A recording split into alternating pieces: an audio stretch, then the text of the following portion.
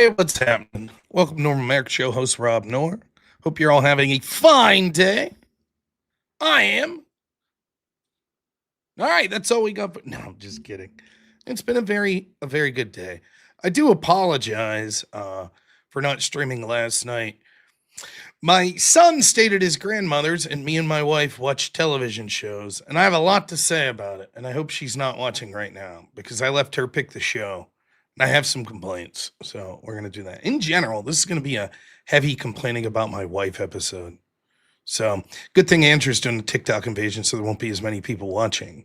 Else, see, Andrews really has the advantage over me, right? First, he's doing the invasion, which people like debates, and the invasion is good stuff. I'll get to it eventually, I promise. So that's good, right? But then he also removes his videos from YouTube, rather smartly, might I add. So if there was a mutual audience to watch the live stream, they would probably rather watch Andrew than me because they could come back and watch this video later. But who knows? Anything crazy could happen on here. And so then I'll have to delete the video. We don't know. We don't know what could happen. But I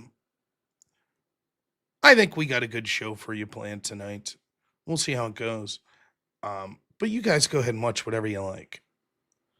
Lurking from the edge of society, Huckleberry. That's where I live. Straight on the edge of society. Let's move the Rumble chat over here so I can see it. Oh, man. So some of my day that's worth talking about. My wife went with her mom to get groceries for dinner.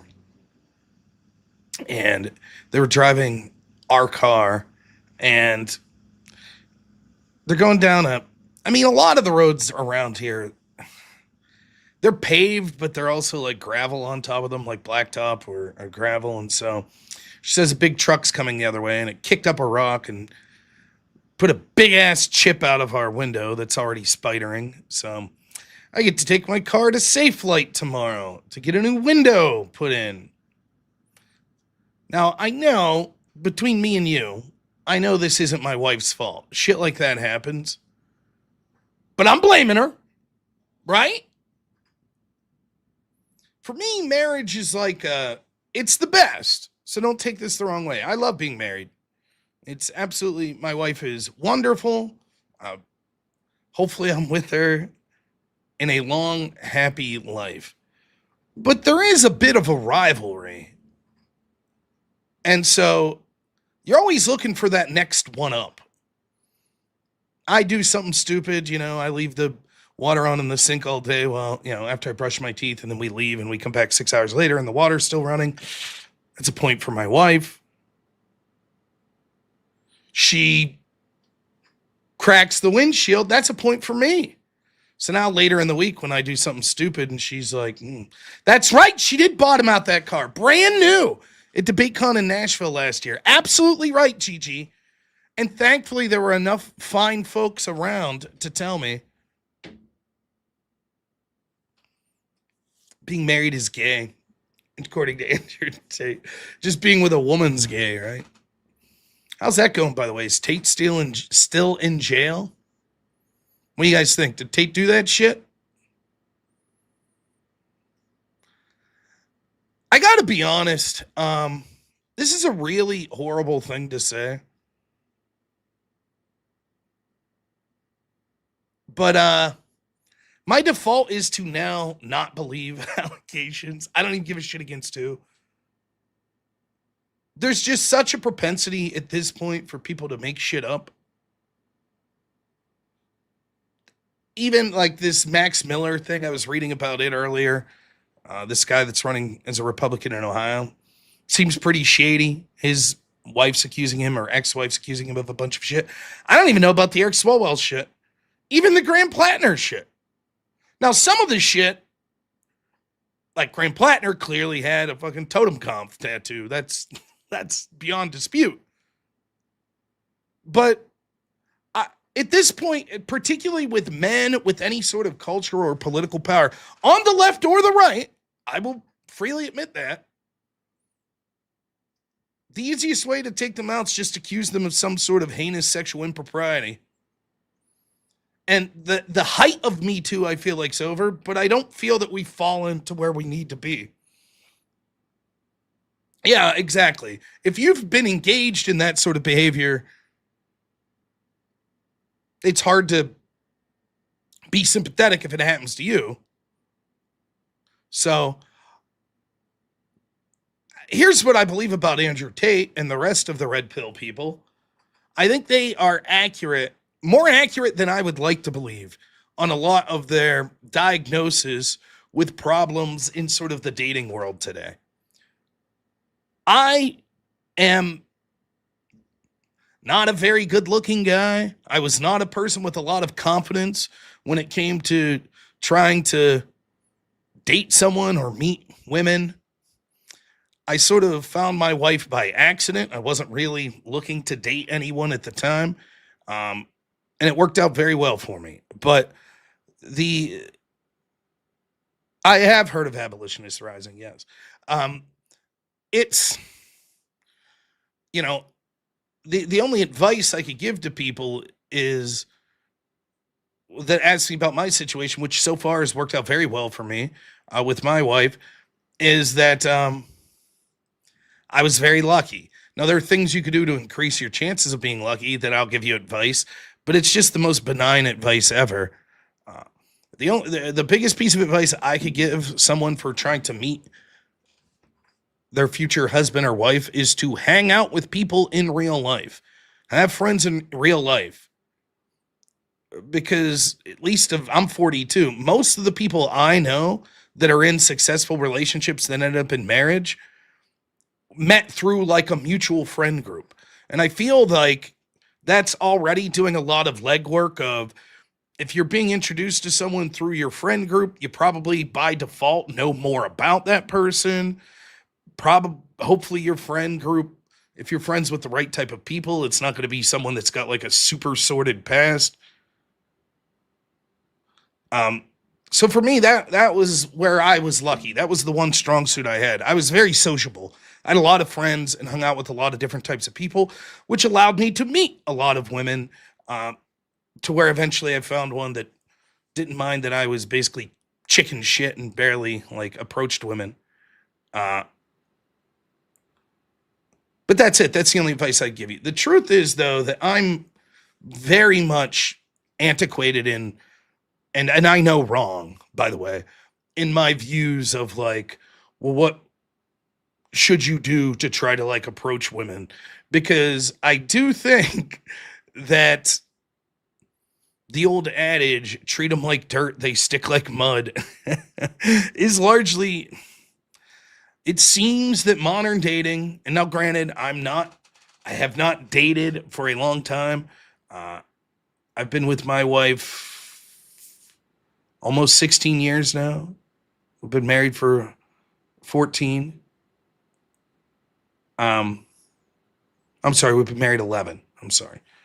But we've been together about 15 years. Um, but it seems to me that the modern dating scene is a fucking joke in so many aspects, and I could talk until I'm blue in the face about why that might be. But I think that someone like Andrew Tate and a lot of these other red pill guys, I think largely the advice they give to men when it comes to like just trying to hook up with chicks, it's probably good advice if that's your goal. If your goal is, I just want to go out and have sex with as many women as possible, and I don't really give a shit about it, I'm not looking to get married. Yeah.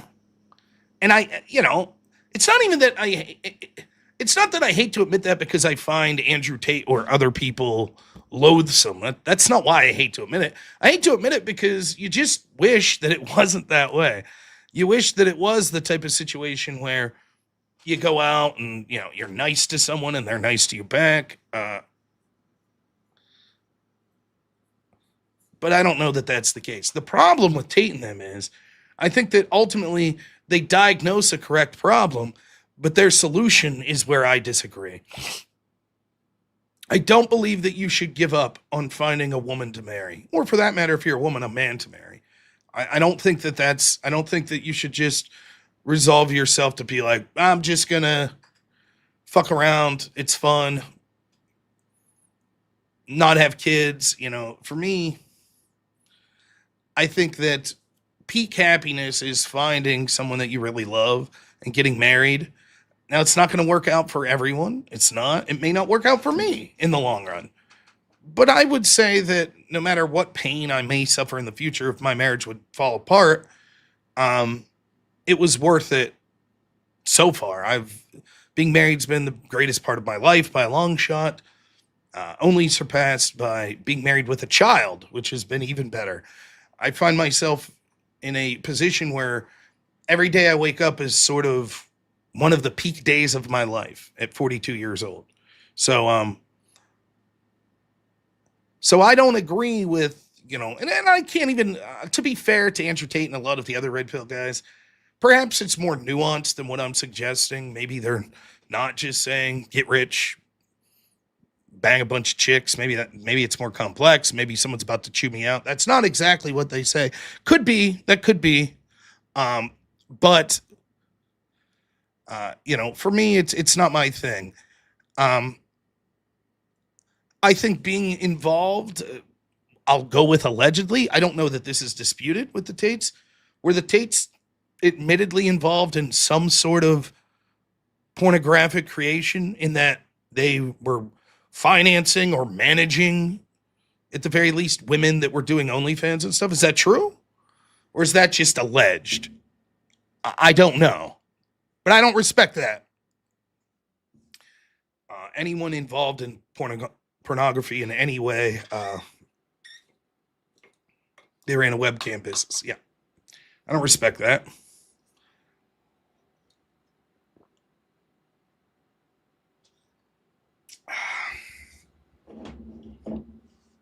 But so what? Does that mean they're justified in being lied about assaulting people and going to prison? No. Now, they may have done exactly what they're accused of. I don't know. And I have not jumped in to read the actual documents. But I've seen the pattern.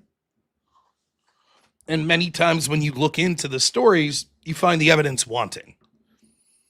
So, would I be surprised if the Tates actually did what they're accused of? No. Would I be surprised if this is all bullshit and they're just being targeted by certain left-wing interests because they really expose a lot of the corruption of like sort of where modern feminist thinking's led in the dating world? No, I wouldn't be surprised by that at all. I wouldn't. So I'm not going to rush to judgment. Despite the fact that I don't really fall into their world ideology. They slapped a minor on camera. Well, that's not good if that happened. So, well, you could say there's bigger problems out there, and that's certainly true, but this is still indicative of sort of the feminist Me Too movement and the same impetus that's like the Tates are guilty is the same impetus that's like Donald Trump did shit on Epstein Island, and Max Miller must drop out of office, and Trump assaulted E. Jean Carroll. It's the same ideology. There's an accusation. There's, a court system that's going to be shitty. That's just like, yeah, protect women. As to the individuals, like, I'll be straight up with you. I even say this about Trump. Like, I got to be clear here. Is it the same, though? Yes. Yes, it's exactly the same ideology. Exactly the same. Trump admitted that he went backstage at beauty pageants he was in, and he said sexual things about his daughter, and he said grab him by the P word, and the Tates ran an OnlyFans business, and they've said hypersexualized things about women. Yeah, dude, it's the same thing. Exact same mentality. Now, that doesn't mean that everyone that finds themselves in the crosshairs is innocent. I'm not saying that.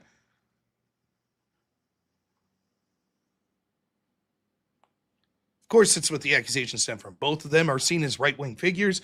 Both of them are seen as having shady remarks about women. Both of them are going to be attacked about being abusive to women, just like Kavanaugh was. He was seen as going after women because they could possibly overturn Roe v. Wade. So they used this line of attack on him. You won't really see this line of attack used as often against left-wing people that continue to support the feminist movement, etc. You just personally don't like Andrew Tate because you find him to be a degenerate. Fine, no problem. That I don't have a problem with that. I'm not obligating any. I don't really know the Tates. My feeling is I would not like them. So, regardless, I don't know. I didn't really talk about the Tate thing, so I will, once we see evidence to in a trial or whatever it comes to that, then perhaps I'll look at it because I'll be interested. But until then, my default is probably not going to jump on the bandwagon or anything. So, the Trump Epstein stuff. First off, let's read some super chats. This is very generous people. Clayton, thanks so much for member 6 months. Really appreciate it. And then Steele gives 5 memberships. Thank you. And says, Rob. Oh, thank you.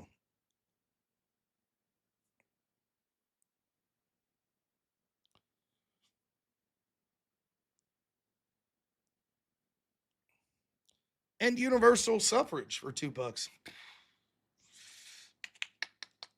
Yeah. I don't know.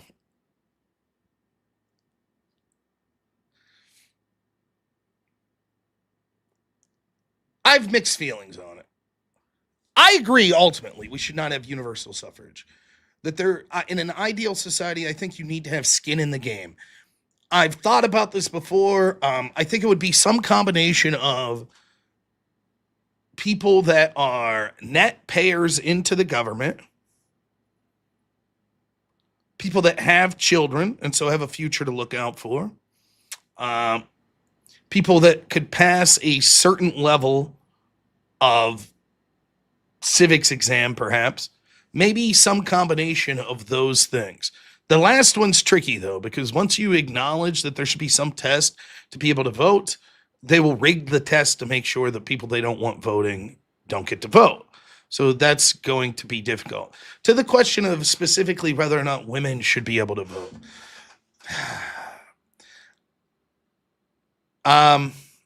Well, it's difficult. I would still lean towards yes, that the default should be that the biological nature of how you were born should not limit your ability to be able to vote.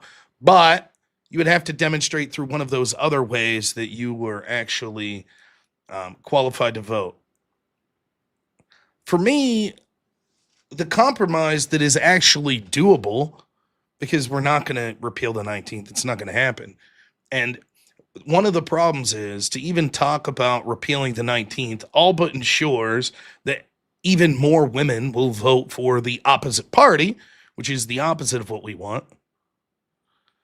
So what I would suggest is I think that the idea of universal voting is bad, or the reason that people reject it is this, because there are certain people that aren't qualified for some measure to have as much input into the system as other people.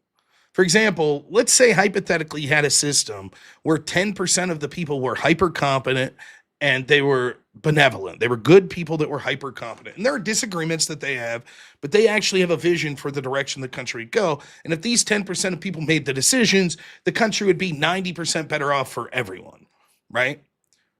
But they could easily be outweighed by the voice of the other 90 people that will vote for the stupidest shit possible. Should those 90% of people be allowed to vote in a purely utilitarian sense? Forget about rights. If we could see in a crystal ball, because they're voting, that this country would only last another 100 years, and then it would be impoverished and destroyed or whatever. Probably not, right? Now, the truth is we can't see in a crystal ball, but I think that people understand the hypothetical. This is a difficult question, right? An idea behind some perceived right that we think people should have based on the fact they were born here or became a citizen of this country versus the well-being of the country itself. How do you evaluate those two things, right? Fair enough. This is a debate worth having. It's a debate where you could make good arguments on either side. But I think that everybody, at least regardless of where they fall on that equation, at least understands the issue being brought up.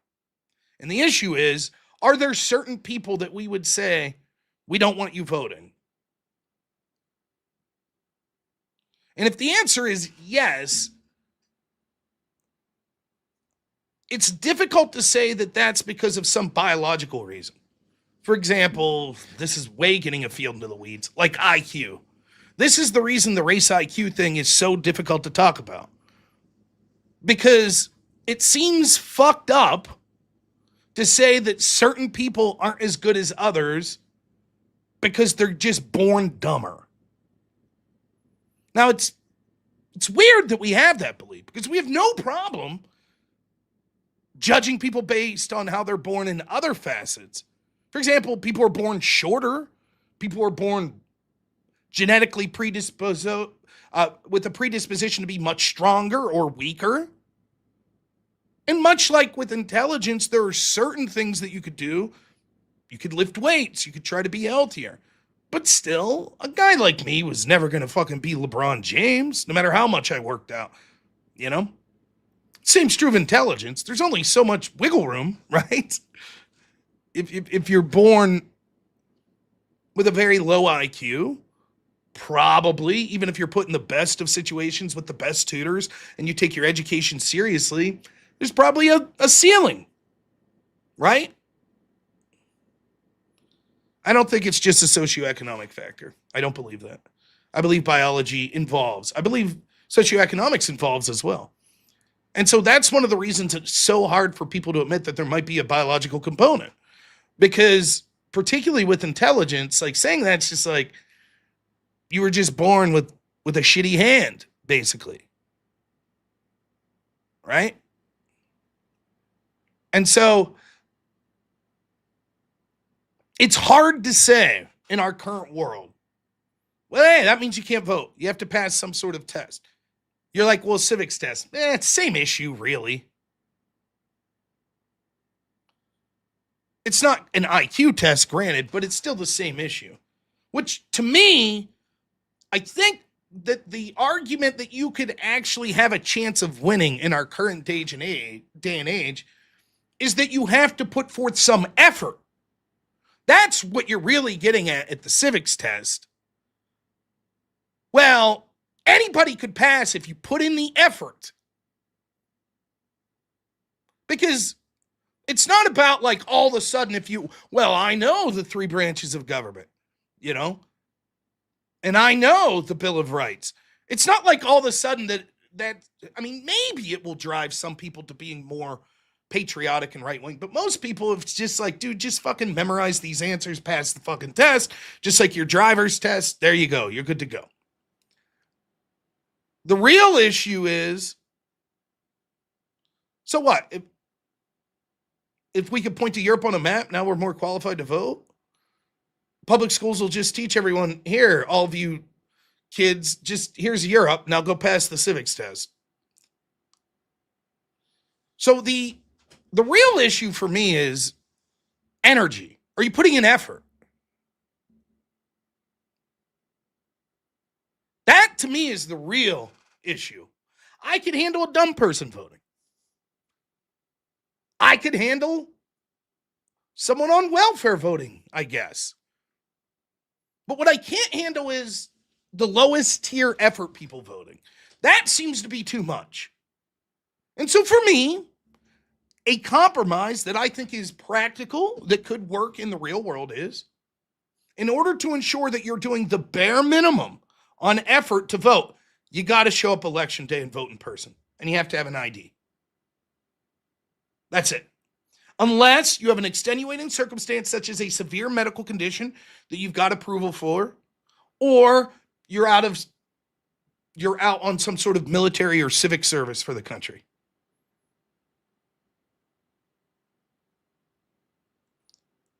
think if that occurred, that would solve 90% of our problems. For me. It's the same with like sort of food stamps and stuff. It's always funny. Like for me, what I would do with people on certain forms of welfare, I would be like this. Look, they do this with unemployment, but it's bullshit. There's loopholes to this. Well, in order to keep getting unemployment, you have to like apply for certain jobs and do shit like this. This is what I would do. I'd be like, look, you have 3 months to find a job. We're going to check in with you every 2 weeks to see what you've been doing. If you're not attempting to get a job, you're out. You don't get any welfare benefits. Obviously, there are limits to this. If you're in some crippling, debilitating car crash, now you're a quadriplegic or something, obviously. But I'm just talking for your general average people that find themselves trying to collect welfare, not because they have carpal tunnel, not because they have some, fucking bipolar or some shit. Those people is who I'm talking about. These people, yeah, get a job, contribute. If you can't get a job after 2 to 4 weeks, then here's what we're going to do. There is a location that will be provided to you. Or if you're very rural, perhaps we'll send you a laptop with a camera. And you will punch in from 9 o'clock to 5 o'clock every day and read. You'll sit in a room quietly with no electronic device. You'll be monitored. There will be someone there. You will not be allowed to look at your cell phone. You will not be allowed to play games. You're not allowed to sit there and chit-chat to other people. It'll be like detention. You sit there and read. That's what you'll do for your money. 8 hours a day, 5 days a week. Now, it's not perfect. We would have to develop facilities and stuff. But I'll bet what you'll find is, magically, most of those people will find jobs. Because they'll figure, you know what, this is fucking horribly boring. The problem is right now, we've made it so it's easy to be unemployed. And still, you could be entertained. You could play your fucking video games all day. You could go buy your soda and junk food. So why go work a difficult job?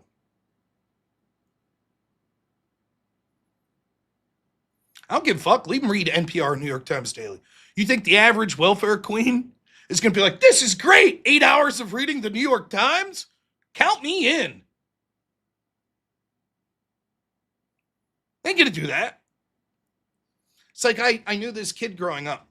He's younger than me, and he just steadfastly refused to go to school. He's just like, nope, won't do it. He's like 14. Won't do it, won't go to school.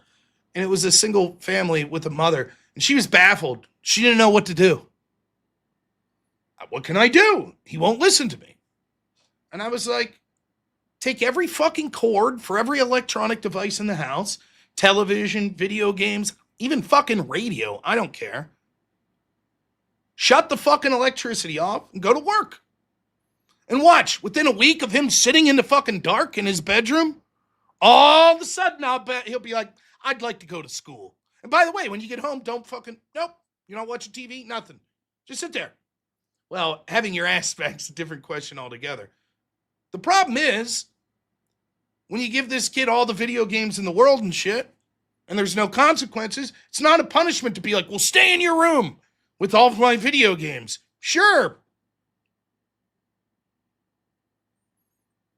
You don't even have to be violent. You just have to make it intolerable. I don't want to do this. I don't want to sit around and do nothing every single day with no video. The problem is nothing becomes something once people have this, or they have a TV or a video game. You don't have to raise your voice. Okay, you choose to stay here? Great. 24 hours, no electronics whatsoever. You stay in your room. You're allowed to go to the bathroom. I'll feed you some meal. Back up to your room. That's it. Choose to do it on a Friday? Well, then the consequences last all weekend. Friday, Saturday, Sunday. I'll bet you within 2 weeks, you'll win that battle. The kid will be like, I'll go. Right.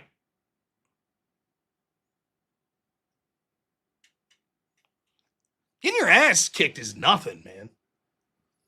I remember at my school, they briefly brought back in my high school, you could get like if you got a 4-hour detention, you could get SWATs instead, where the principal would give you swats. That's a fucking no-brainer. 4 hours of sitting on my ass on a Saturday when I could be out doing shit, or just 4 swats that might hurt for like 2 minutes. Yeah, give me the swats.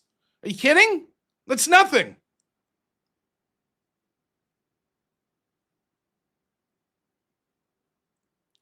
I was the type of person that was always more concerned about disappointing my parents than being punished. That was worse to me. You know, but super chats. Still, $2 as a basic civics test. Yeah, I don't know. I still lean against it because who determines that all the dudes I know that are blue collar workers would end up not being able to vote, then a bunch of welfare queens that would just give the answers to that would pass it. That's how that would work its way out. Birdie the dog, $20 says, glad you're back, buddy. My nights towing were a lot less interesting without you. Not one step back. Well, thank you, man. Glad I could help you get through the night. And then Vita for $2 says, am I nuts or has MDD released every debate but Rob's? I think there's 2 or 3 more. Hopefully mine will be released this week. We'll go over it when it gets released. But I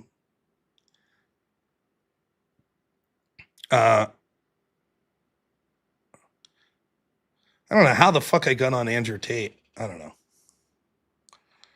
So I was going to stream last night about Trump. It's funny because I was arguing with all these black pillars the other day, but is anybody getting sick of Trump yet? Anybody? Hey, good news, everyone. He put out a statement that the Iran war is about to end. Nice. This time it'll stick. Oh, what's up, Jess? I saw your message. I promise I'll get back to you.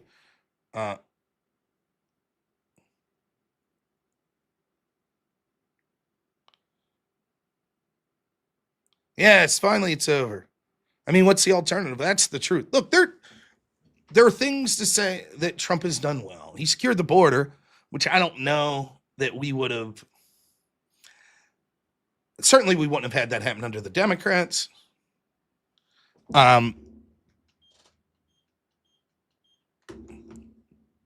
Run-of-the-mill Republican politician probably does nothing on that either.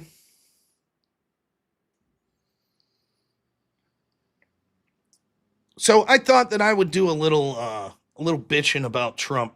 Forget about the Republicans. You know, I hate so many of them in the Senate and shit.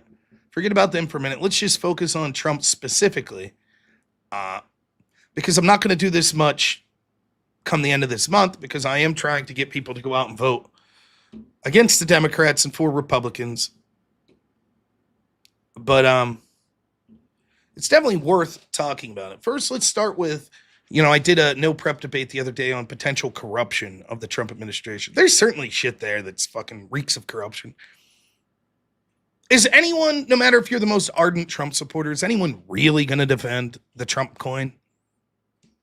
Now, I don't know that I would call it corruption, the Trump meme coin, but it's not good. It's fucking a joke. Right? Or, I think the evidence is decently overwhelming that there are people paying for pardons. Anyone disagree with that? Anyone want to argue with me on that? It might be that Trump has no clue. Nonetheless, the buck stops with him. I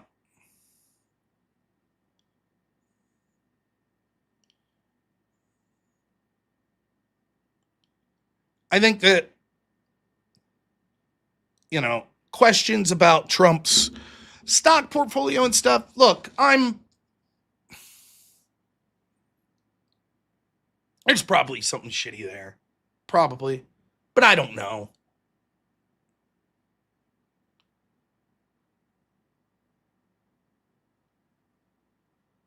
All of that could be livable, and you could say, well, that's the game. That's the way it's been played. Look at the pardons that the Democrats did, pardoning their own family and Fauci and all these people.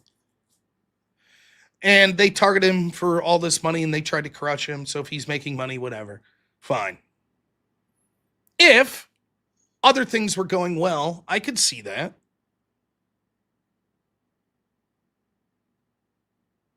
Is the critique of the Trump coin a moral judgment? Isn't it voluntary? There are parts of it beyond the voluntary transaction. I agree it's voluntary, and it's certainly not as bad as other things that could occur, but there is the part of it where it's an easy way for people to send money to him that end up getting his ear, sort of a pay for play. Same sort of shit we complained about with Hillary with the Clinton Foundation, or with Biden with Hunter Biden's artwork.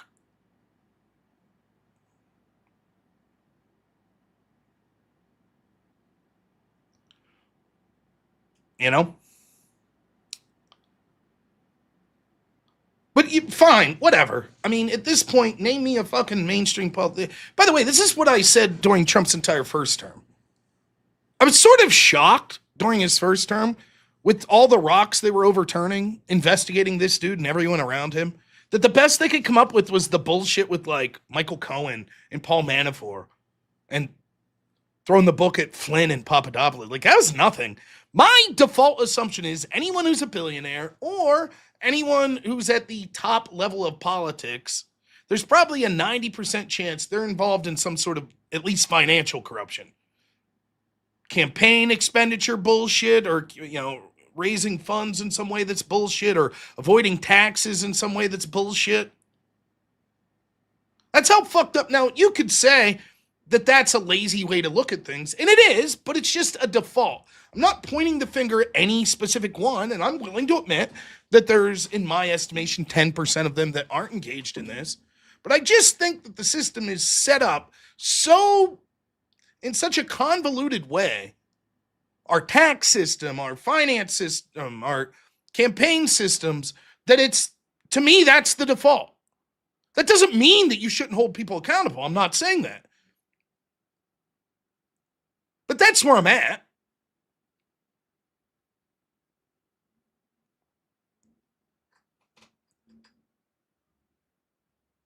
If Trump committed any crimes of a financial nature, I don't give a shit if he goes to jail. This was always the thing. There are a lot of people that are Trump, he could do no wrong. It's never been me. Trump wasn't a person. Here's the things you could say about Trump that are good. He achieved something that looked impossible twice. He, almost by himself, went up against maybe the most powerful propaganda machine ever created, and won. The upset in 2016, unbelievable. The quintessential establishment politician with everything on her side, all but a foregone conclusion. Hell, she wanted Trump as her opponent. That's how confident they were. And he won, largely because he was the right guy at the right time. He is a fantastic speaker, very charismatic. Even if you hate him, he sucks the attention out of a room. You can't help but pay attention to him. And it was the right moment for that type of politician with the right message that he was speaking towards sort of the average American getting fucked over by the system. And he had the money to back it up. A unique situation, a unique guy for a unique situation. You were never going to see a Thomas Massey or a Ron DePaul or someone like that be able to come up within the system that wasn't independently wealthy, that didn't have all of the sort of speaking benefits, like being media savvy like Trump was.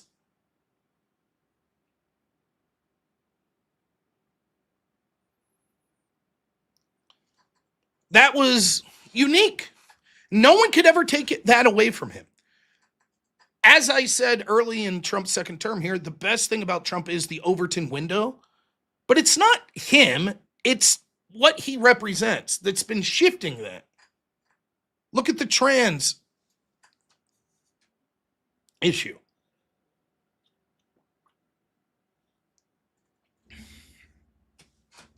Had Trump never came along, we'd just be slowly trudging down towards more and more woke bullshit unless someone else like Trump came along. So for those reasons, you could say it was positive, and there's a lot of positive things that came about. Him winning, even though he didn't appoint the greatest justices, led to Roe v. Wade being overturned, Chevron deference being overturned, a lot of regulations being removed. secured the border.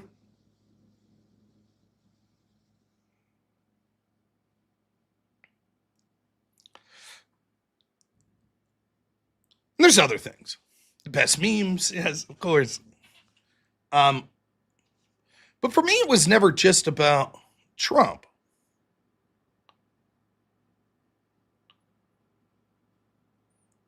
Truth be told, Trump was my third choice for Republican president in the 2024 election.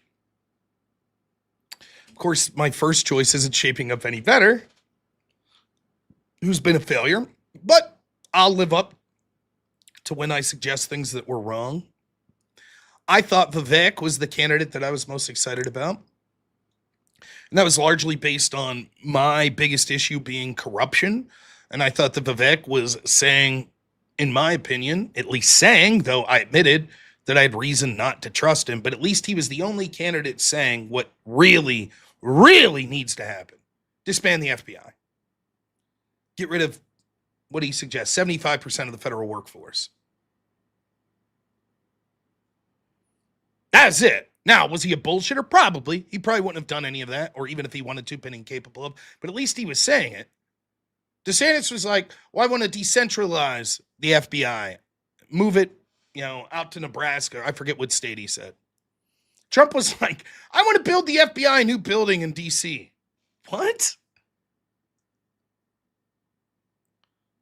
My second choice was DeSantis, and Trump was my third choice. And the knock on Trump was also the best part about Trump, which was he did not drain the swamp his first time around. So why would I expect any different from him this time?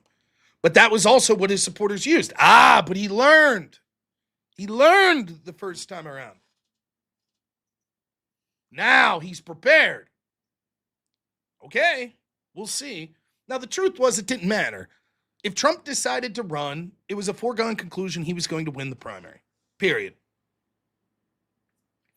Anyone who blew smoke up your ass about another candidate was full of shit from the get-go. It was obvious. And if there was any doubt whatsoever, once they decided to criminally charge him, that was it.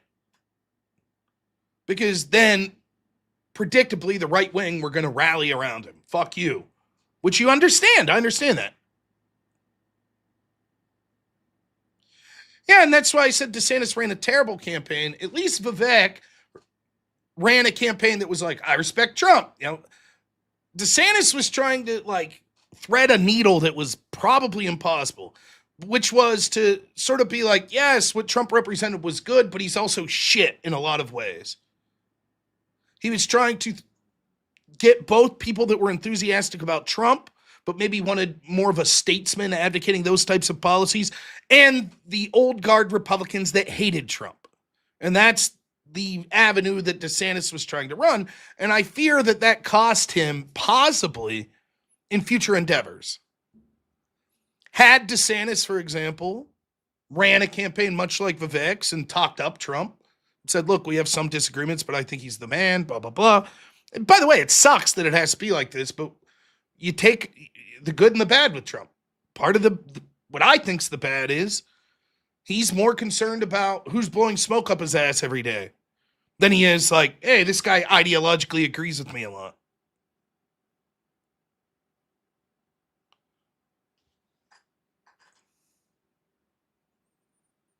So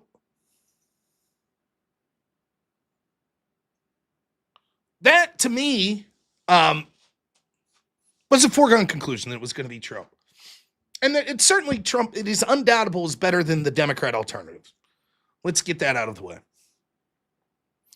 But probably the best thing that could have happened, now this is fucked up to say, but if Trump would have been rendered incapable of running for office, had he been in a brutal car wreck, had an assassin taken him out, had he been imprisoned and unable to run, ironically, this would have ushered in massive Republican victories, and you would have probably seen it been Ron DeSantis,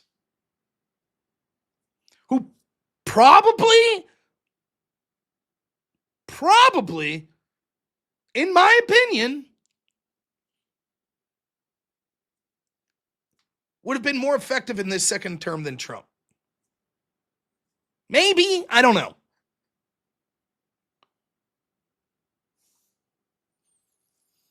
So I said this at the time. It was like, the irony is I'm pushing back against like these lawsuits against Trump. And I was like, actually, the best thing that could happen is the lawsuits be effective for them to like bankrupt Trump, throw him in prison. I can't run. And then have Republicans sweep. Because there was no foregone conclusion that Trump would win the 2024 election. So for the pure chances of keeping Democrats out of office, does anyone disagree? Heaven forbid that bullet taking Trump out. It would have been a Republican crushing victory. Whether it been J.D. Vance took the reins at that point. I think, was he announced as the VP candidate at the Butler assassination? I don't know. DeSantis was at that point clearly the, second person on the list. But maybe there would have been coalescence behind J.D. Vance or Marco Rubio, whatever. Whoever that person would have been would have swept into a landslide victory. In fact, I see my man Unforced Ego here. Thanks so much. 14 months, man. Thank you. Says I would have voted libertarian had Trump not taken the bullet through the ear. 2024 was the first time I voted for Trump specifically because they shot him. Right. And if there were a lot of people that felt that way but still couldn't, no pun intended, pull the trigger on voting for Trump because they just find him so loathsome. So if the bullet would have taken out Trump or the lawsuits or whatever, I think there would have been enough people that would have said, that's it. Fuck these Democrats. I'm voting Republican, especially because the baggage of Trump isn't there anymore. And then Unforced Ego, legend that he is, sends in $50, says, God bless the goals. Shout outs from the potentially criminal community. Oh, yes. Our good friend, potentially criminal Sean. How's he doing? I hope fantastic. Tomorrow night, I will be doing a show with another mutual friend of Sean and I's. That's Ryan Mullally. We'll be doing a little Law and Order tomorrow, so that'll be good.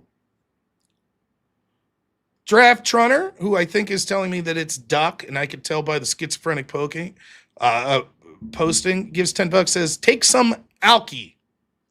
Thank you. DJ Music Production, or DJW Music Production, thank you for being a member. All this is just a long-winded way of saying this. I don't personally have much stock in Trump.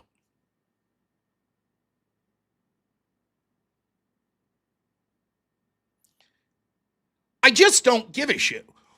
The movement that Trump represents, the populist movement, the forgotten manufacturing people or average people in this country that the elites have basically told to fuck off, the pushing back aggressively against the woke bullshit, the socialist bullshit, that to me is a message that still resonates. Trump may come with that message. He may push against that message. But for me, Trump was just someone who was the right person at the right time, who did something I would never be able to accomplish in winning those 2 elections,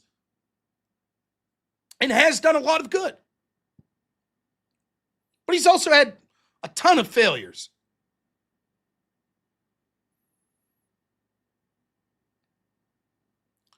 The strongest thing about Trump is his personality. And whether you like him or hate him, it's still his party. And so what that means is, if Trump comes out tomorrow and is like, you know what? Actually, let's open up the border and leave 50,000 people in a month. You may be outraged if you're a Trump supporter, but it doesn't matter. Because within the party, not a general election, but within the party, he's still going to be the dominant force. By the way, this is where the Groypers get it wrong. There is nothing that can happen between now and then save the most scandalous of shit, like actual video proof of something, Trump doing something untoward on Epstein Island. Other than that, doesn't matter. Even if Republicans take a historic beating in 2026, he's still going to be the kingmaker in 2028. Doesn't matter. It might change who he decides to appoint as his successor. But that's the truth of it. So for me, it was always a mistake to just worship at the altar of Trump. Now, there are, for every one person that there is that's like Trump could do no wrong, and they are insufferable, there is 10 that Trump could do no right. The TDS people, which are far worse. Don't get me wrong. And you're starting to see those people obviously overwhelmingly on the left, but also on the right.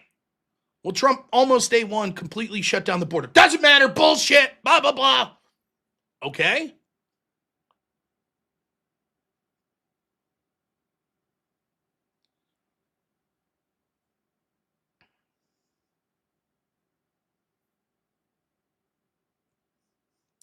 For me, the buck has to stop with Trump when you're looking at what's going on. There is all sorts of defenses I can make of Trump. The primary one being that key members, particularly in the Senate of his own party, fucking hate him. They don't want anything to do with his signature legislations. 3 things. They're pushing back against him at mass deportations. They're pushing back against the SAVE Act, and they push back against tariffs. Basically, the 3 pillars of what Trump wants legislatively. And they didn't do shit with Doge. And there is an argument to be had that Trump has spent so much time on foreign policy because as the executive, he's able to do more on his own there than he is domestically, where the courts and the legislative branch is going to stymie him. That's true. However, the buck has to stop with Trump at some point.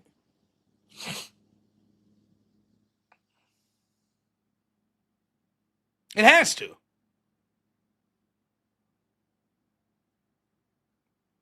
The Epstein debacle was a fucking mess. I still do not think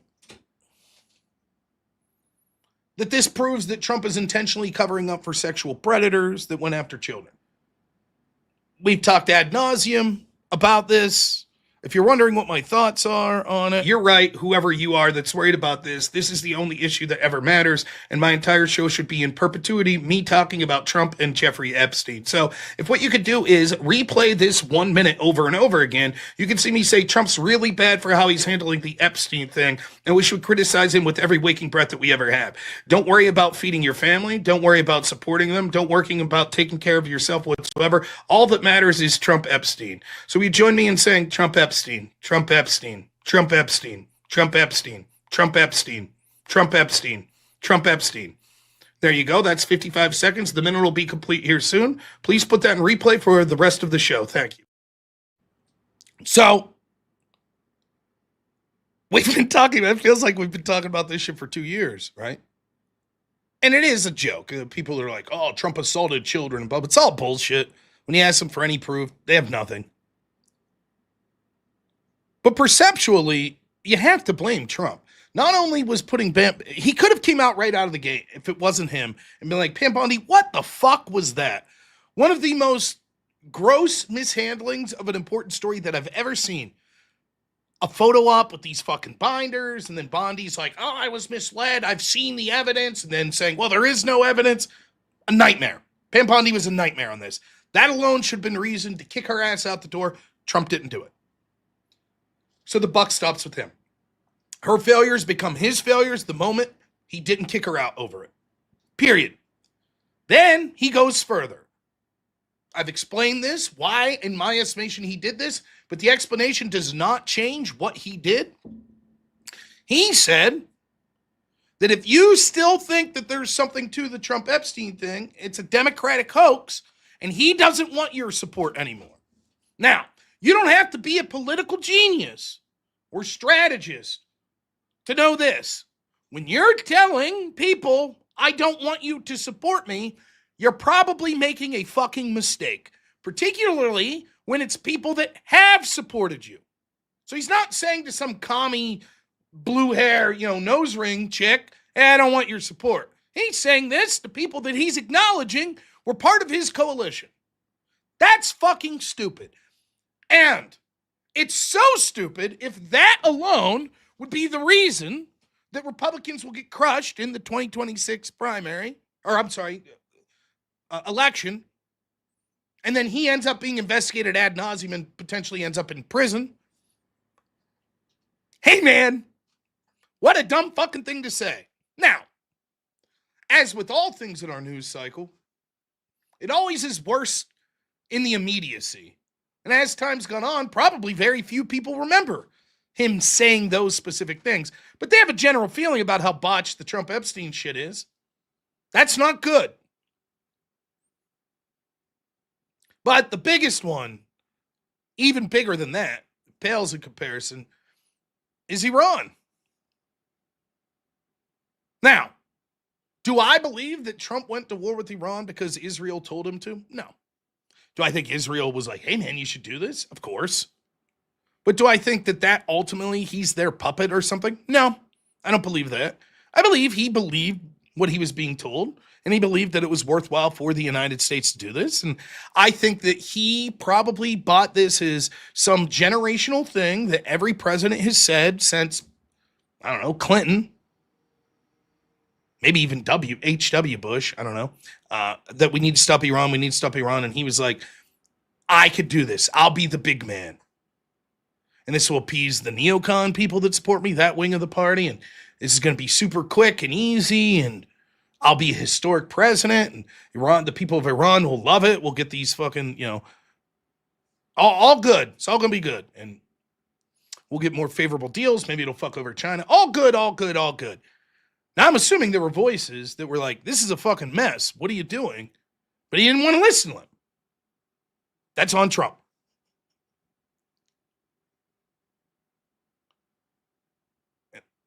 Now, the truth is, there are people that oversell just how bad this will be. I still don't think that it'll be the worst. It's not going to be Afghanistan. I don't think it'll even be Iraq yet, unless we put boots on the ground and shit. And I think there are potential benefits that maybe were unforeseen, such as OPEC dissolving, increased U.S. domestic energy production in other countries, which may help accelerate our relying less on these Arab nations, which would be a good thing.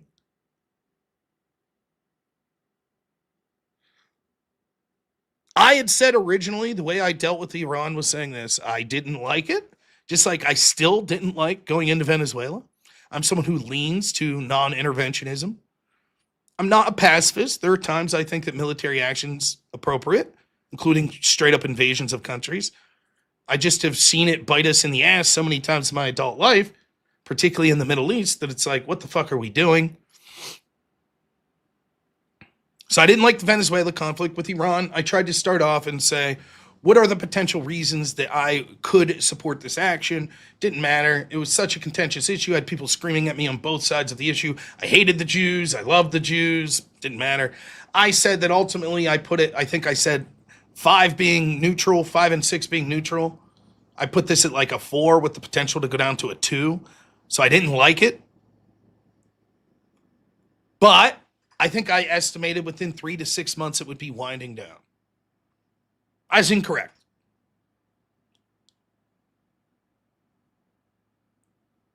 That's not the case. That has not been the case. I don't know when the initial attack was. I can look that up right real quick. Does anyone remember? Was it February or March?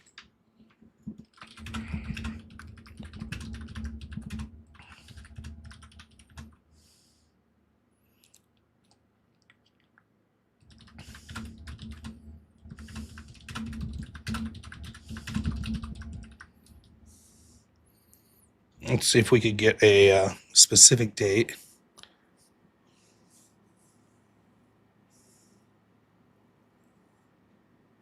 February, the very end of February. So we're going on month 6.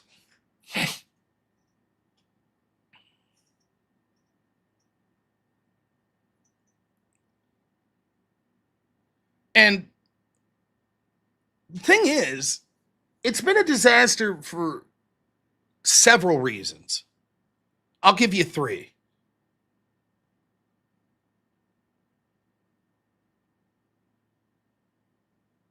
What the fuck? Like, Duck, are you schizophrenic? This is that guy, Duck, that used to call in. Just look at, before I get to this, I was perfect. My life. Thanks. Send trad chicks. I want your divorce when you're ready. Send trad chicks for divorce. Are you fucking schizophrenic? Man, he's such a weird guy. Anyways, send more money in to bitch at me. Anyways, getting distracted by this. I was like, what the fuck's this guy talking about? He wants my divorce. Jeez. No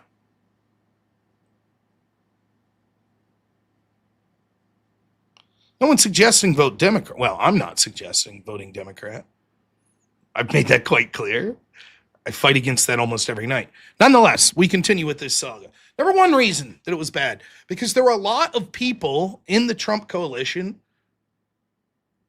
that thought that Trump stood for no new foreign wars. And regardless of what many of you that support this conflict or support Trump more in this want to say, they view this as a foreign war. And they're right. It is a war. I don't really give a shit about the semantics of it. No, Trump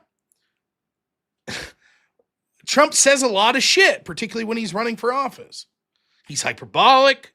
He says things that sometimes could be contradictory. I interpreted Trump's no new foreign wars to mean this. That, like, we weren't going to try to do regime change shit necessarily, and that we were going to try to use aggressive diplomacy. So, walk softly but carry a big stick. Hey, we got this great deal for you. But if you fuck it up, we're going to bring the hammer down. So there was always, to me, a possibility that Trump would bring the hammer down, i.e. go to war. It's just that he would try very strongly not to do that and felt, and I think he probably did feel this. I don't think he likes war. I think he deeply felt that we could intimidate countries into doing what we wanted, especially after Venezuela. I think that he was high on the hog there. It was like, fuck, that was so badass. We're unbeatable. That's number one problem. So there's a lot of people. Is there anyone in the audience right now that voted for Trump or supported Trump in some way?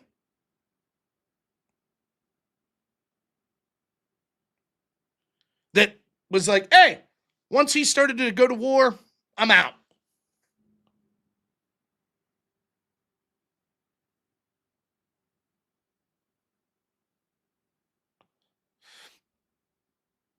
I don't think all of us is I'm not out. No, ex-phobic, you didn't vote for Trump. If I remember. David Winkler voted for him to go to war. That's certainly true, by the way. There were neocons that voted for Trump because they thought he would have aggressive policy against countries like Iran. Oh, okay. Ex-phobic did vote. Okay, well then that counts, sure. You think technically the war has been going on for 40 years? That's perfectly reasonable. You could even win that argument. But the perception's what you'll lose to the people that were like, one of the things was Trump didn't start a war in the first administration for the first time in like ever in many people's adult lives. And so we like that.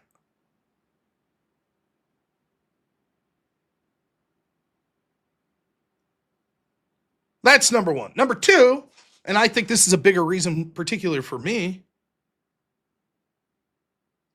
Trump's focus on foreign policy has been to the detriment of domestic policy. And I even said this, if you supported the war, there were certainly neocons that supported it. Why didn't he use it as a bargaining chip and say, listen, you want this war? Give me the SAVE Act. Instead, he gave the neocons what they wanted and got nothing in return. And by the way, many of these neocons want to lose the midterms and want to fuck Trump over so that they could try to get their party back. But Trump listened to them. And so now We find ourselves in a position where domestically the left could riot against ICE and almost no consequences. Assassination attempt, they can't even win the public relations war on how violent the left is. We're not getting anywhere near the deportations that we would like. We have Mark Wayne Mull, whatever the fuck his name out there, like, oh, we have to leave. Glenn Thompson, my fucking congressman, sponsored a bill that's all but amnesty for illegals. He's a Republican. We have almost nothing that the Republican Congress has done through 2 years of controlling the House, Senate, and the presidency. They didn't enshrine Doge. They didn't enshrine Trump's border policies. They didn't enshrine voter ID. They didn't enshrine deportations. Nothing. And yes, it is true that most of that gets blamed on the Republican Congress. I get it. But the fact that Trump is so focused on foreign policy, he's incapable of using his political capital to pressure people back home, particularly in his own party, to get this legislation passed. That's not America first to me. I don't give a fuck about the Middle East. Sorry, I don't. I care that people in my town are losing jobs. That's what I care about, and that's what I've been caring about. I care about our borders being insecure, not Israel's. I don't care.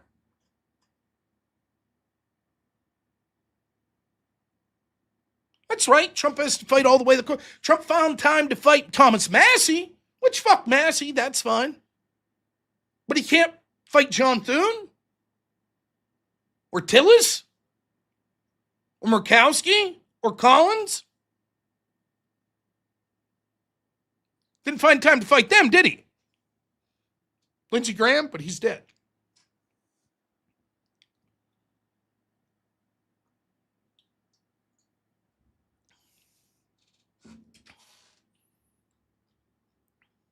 As a result, inflation isn't as high as it was under the Biden administration, of course, which was an epic fucking disaster.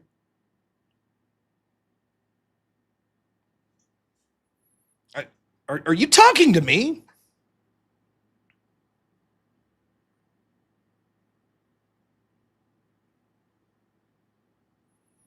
I don't understand this. Like, let me be the first to say this. If you're watching my channel because you think I'm an ass kisser from any one politician, you're watching the wrong show. Eventually, you're going to be pissed off. I'm sorry. I don't know what to tell you.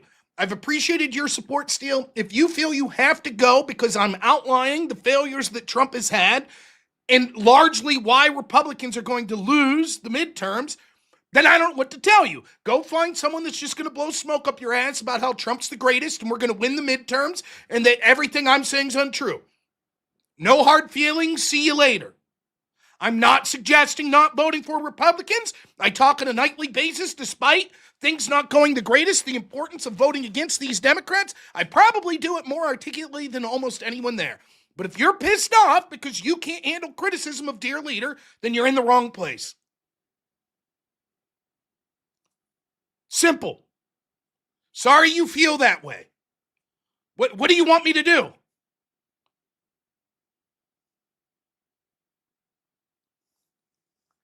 Anyways, sorry for the distraction. I couldn't figure out if she was talking to me or someone else, but so that's number two. Number two is domestically, a lot of things aren't that great. Yes, it's true. He secures the border. I started off talking about that, something that's amazing. And a lot of what's on people's mind is, what have you done for me lately? If Trump had fought tooth and nail through legislation for a year and a half to get the border secured, maybe people would be like, wow, that's a great achievement. He secured the border. But he did it in like a day and a half. So now it's like, okay, but where are the deportations? When are our prices going to come down? When is rents going to come down? When is home ownership going to become more affordable? When are oil prices going to come down and gasoline prices? I get it. There are people like you. I don't care. I'm locked in. Secured the border. That's all that matters. Great. I'm explaining to you why a lot of people are not going to vote Republican in the midterms. And if you can't acknowledge the problems, then you have no chance of solving them. Period. Same shit I dealt with in the 2020 election. COVID's going on. I'm talking about what a fucking disaster Trump's being. In like April of 2020. Go back and watch my videos that haven't been deleted by YouTube. I was bitching about why is he keeping Bill Barr on?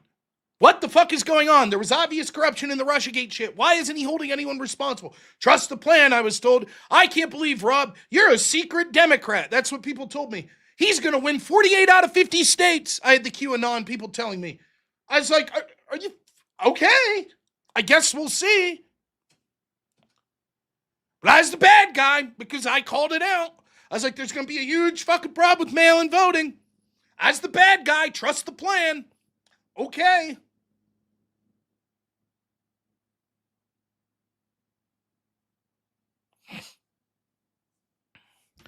I didn't point out she was a woman.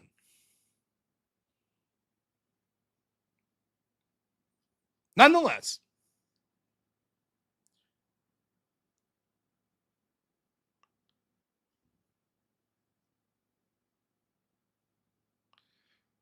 the lack of focus on domestic issues, number 2, and number 3, and the most important, regardless if you want to admit it or not, is the economy.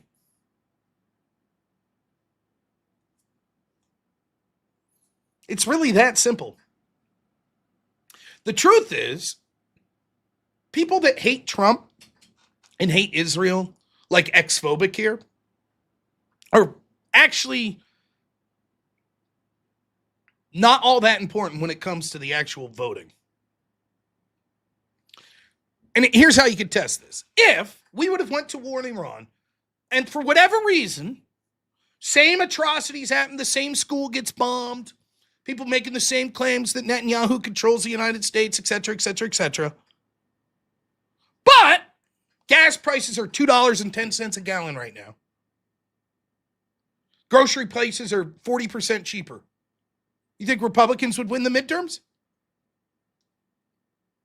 Or do you think people would say, nah, I'm standing on principle. I stand on principle. I'm upset about the bombing of this country.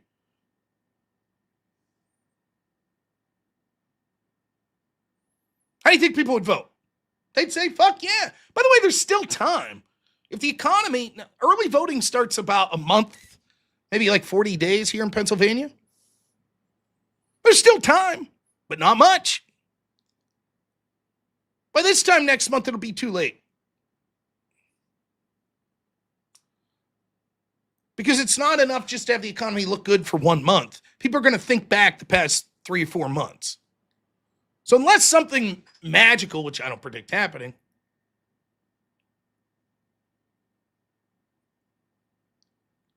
that's the big issue. There were certain things that people fucking hate about Trump. In general, they hate his personality, a lot of them. They hate his infidelities. He's a bad man.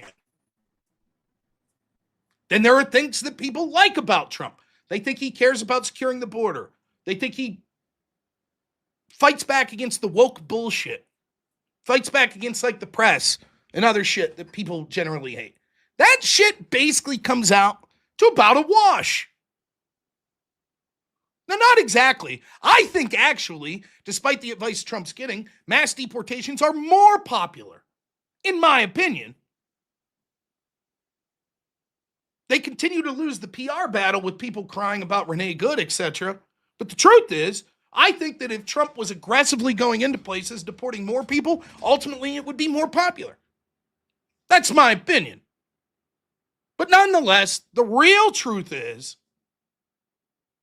it's the economy. That's the tiebreaker.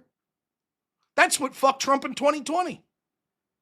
Had COVID not happened, and let's assume then mail-in ballots and shit like that, Trump would have cruised to victory. Because for all the complaints people had about Trump, the economy is pretty fucking good before COVID. And that's the tiebreaker for most normies. Am I doing things better economically? Okay, fuck it. Is it harder for me? Well then, time for a change. Particularly in midterms.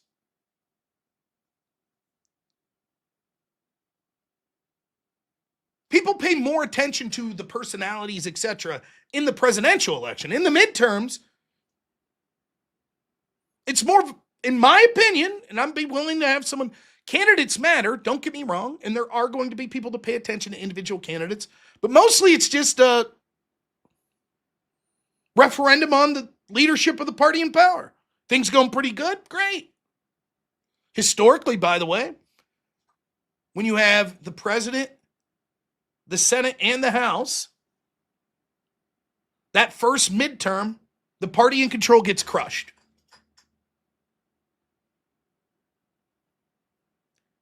Now, the truth is the Democrats are historically unlikable, but so is Trump.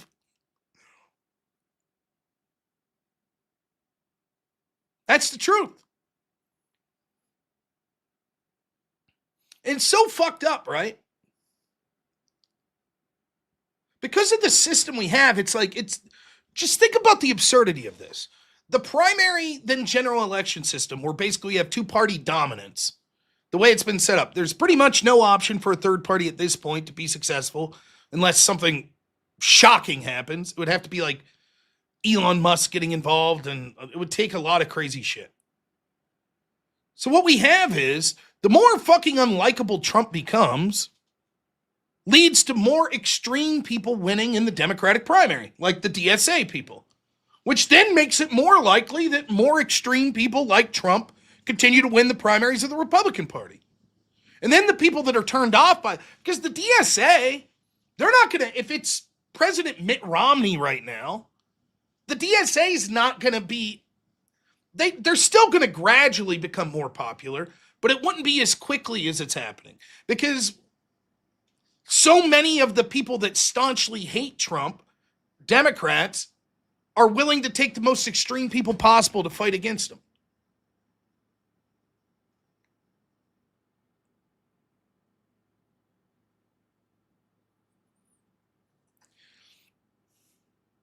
So at the end of the day, I think it's going to come down to economics. And I know I pissed off that Steele lady.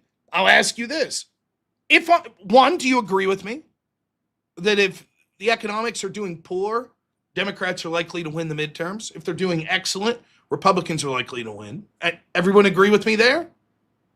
I don't think that, despite all the scandals, the Epstein shit, all of these little things, all these chisel at Trump's support, particularly from his base, the Epstein stuff, Iran. But for every chiseling that happened to Trump or Republicans for that, there is an equal chiseling on the Democrats of them becoming more commie. And you have normie Democrats throwing up their hands, like James Carville, like, what the fuck is this? We're becoming the party of Hassan Piker? We're the party of AOC and Memdani? So you see that infighting happening there, too.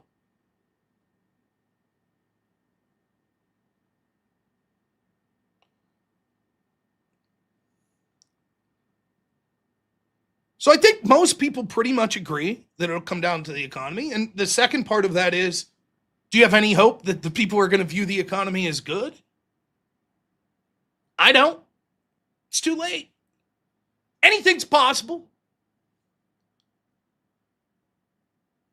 But at this point, even if we saw an immediate resolution to the Iran situation today, like there's some breakthrough, and hypothetically this leads to not one more bomb exploding in the region, how long will it take for, prices to come down here back home, et cetera, et cetera? Well, it's true. Prick of Wisconsin says, line go up has no effect on me needing to learn Spanish to keep my job. GDP is a bad metric. It's not line goes up. It's the individual. The individual don't give a fuck if the stock market reaches record highs. They care, can I afford groceries?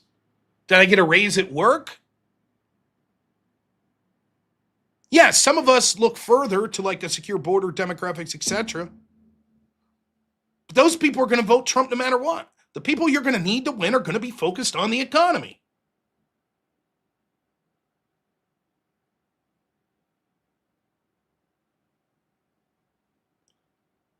You could say the people are better off today than they were under Biden. Day to day, that's true. That's not how people are going to look at it. They're going to say it sucked under Biden, we went with Trump. It sucks under Trump, we're going the opposite way.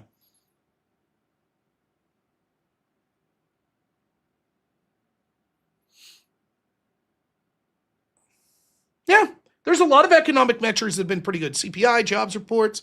Yeah. Real wage growth was one that I really liked and looked at. What's the real wage growth been? Initially, the first year it was positive. It was stagnant or negative under Biden. So it was positive. They haven't released the data recently. I have a gut feeling that it's probably, if you take wage growth minus inflation, we're probably about even.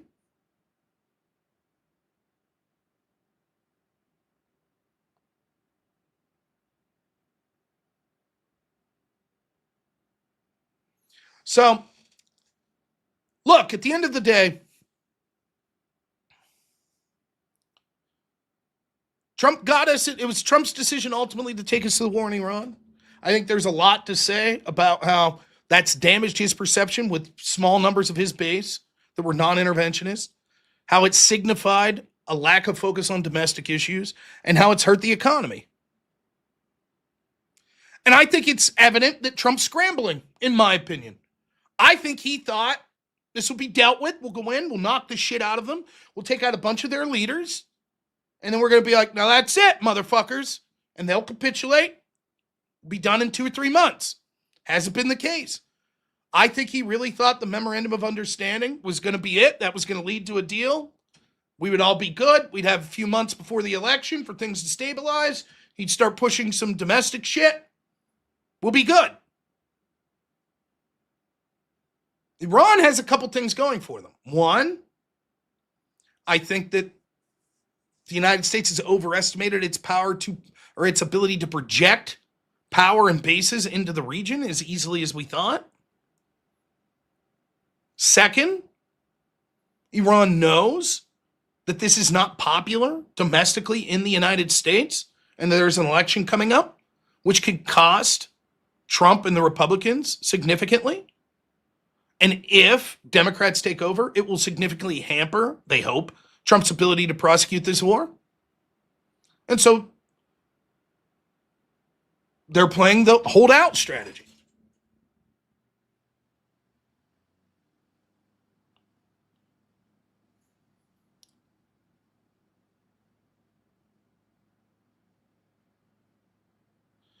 I think there's some of the managing the markets, but I don't think you're right about that. I think he ultimately did think that it would be a peaceful resolution. I truly believe he felt that. I think the way he announces things, like on the weekend stuff's designed to help the market. But I certainly think, anyone disagree with me? Trump thought we'd be out by now, or at least significantly on the path to it.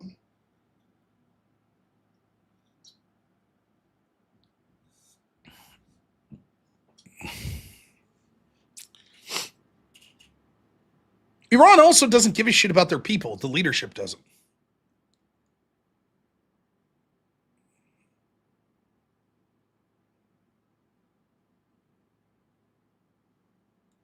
But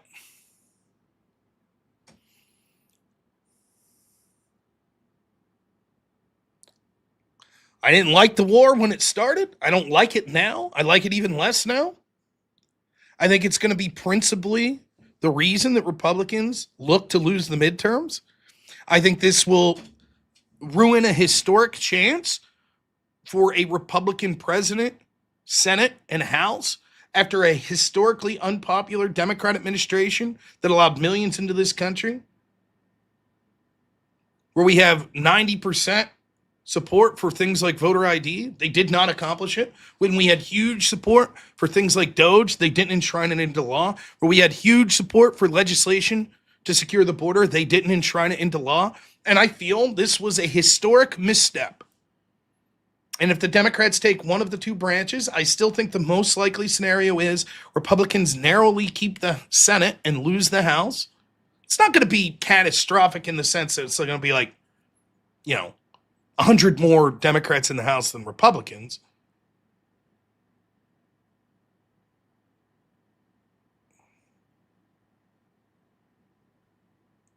It'll be like,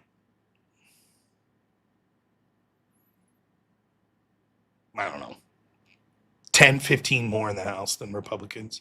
And I think that's all on Trump. And Trump Listen to the fucking neocon people once more, who are the people that hate him the most. They do. They desperately want to go back to someone who's more predictable and more manageable, like a Mitt Romney or Jeb Bush. They can't wait to throw Trump under the bus. You can see it. As soon as one of them don't have to worry about their elected futures anymore, like Cornyn, look how they come out. Clear, despise Trump and his supporters. They hate him. And that's who Trump's listening to. And those people don't give a fuck. Good. We hope this cost us the midterms. They don't want to lose their specific job, but they don't care if they become the minority party. That's where they're happiest. Then they'll kick rocks and go, shucks, we were about to secure the border. Shucks, we were about to do Doge stuff, but now we can't. Oops, we were going to do voter ID. Now we can't.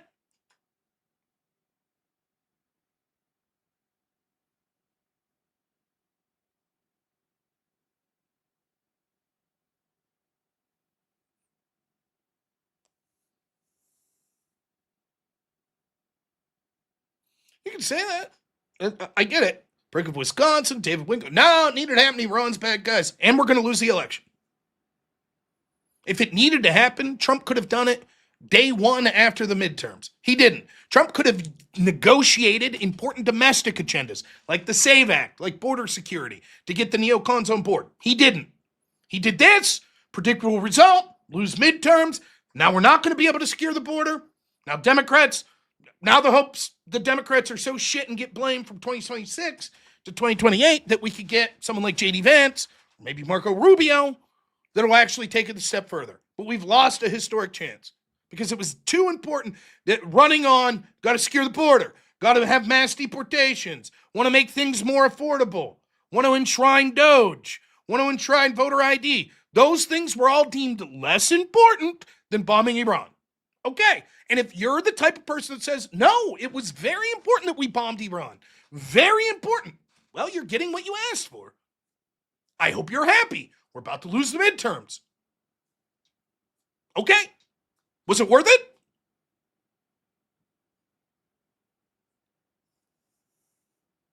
Yes, it's changed to people's opinions here. I argue with people every day that say this.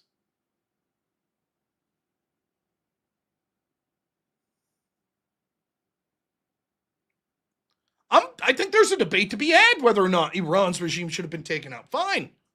But it was going to be massively unpopular. Trump, the master. Again, I'm the only commentator I heard say this. Let's say Trump really believes that. Great. Do you think Trump knew that the neocons wanted this? Some of the very same neocons that are against the SAVE Act? Why wouldn't he go to them and say, here's the deal. I'm willing to listen to you all when it comes to the necessity to attack Iran.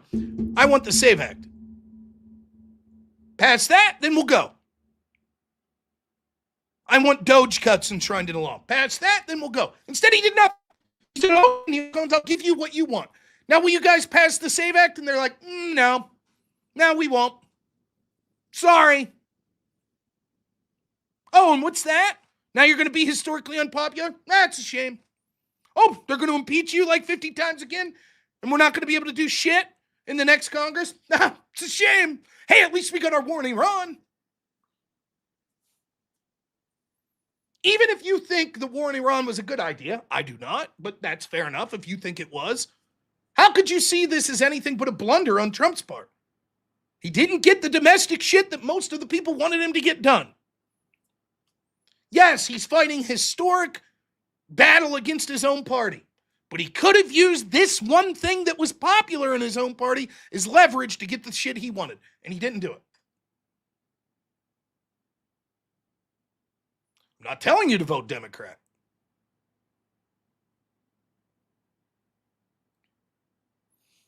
Now, does everyone understand now that these two things could be true at the same time? That I could on one hand be like, here's a list of criticisms I have about the Republicans and Trump. And on the other hand, here's why I'm encouraging people to never fucking vote Democrat and the importance to continue to vote Republican and operate within the primary system to get better people in there so that we can start to move the needle further in our direction.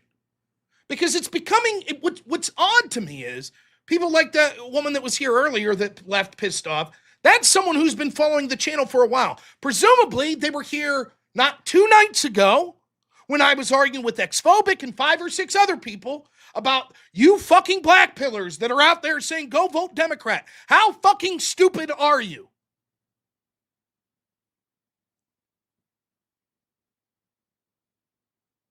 But apparently that means that I'm not allowed to criticize Trump. I have to engage in a fantasy land where it's like, oh, well, we should never vote Democrat, therefore everything Trump does is good. And I can't say this was fucked up.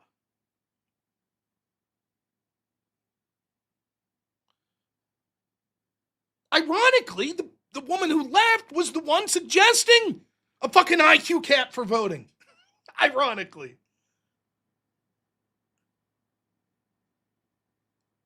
As we get closer to the election, I will voice less and less disagreements with Trump and the Republican Party because I think it's important to try to win these midterms. But one of the things you have to do, people, look, it is true that people could be easily misled. But the easier way to do things is to be honest, to tell the truth.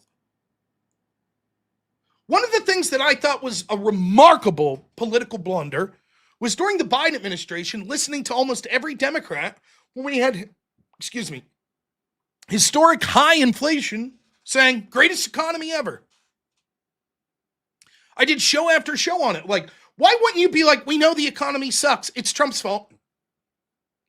That's at least an argument, but you can't lie to people. No, the economy's great. I said this over and over. I was like, imagine being a Democrat voter who's massively struggling as we're seeing like 10% year over year inflation. And you're like, I can't keep up. The guy campaigned for Biden. Let's see what he's saying about it. Greatest economy ever, Jack. Wouldn't you be like crestfallen? Like, what the fuck? So instead, what you do is you say, I acknowledge the reality. Now, let me explain to you why that reality exists, or let me explain to you, despite that reality, why you should still vote this way.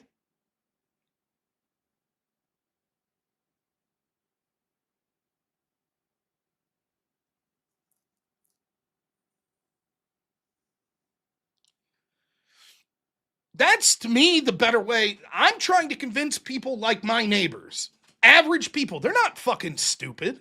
They know if they're going and paying more for gas and groceries.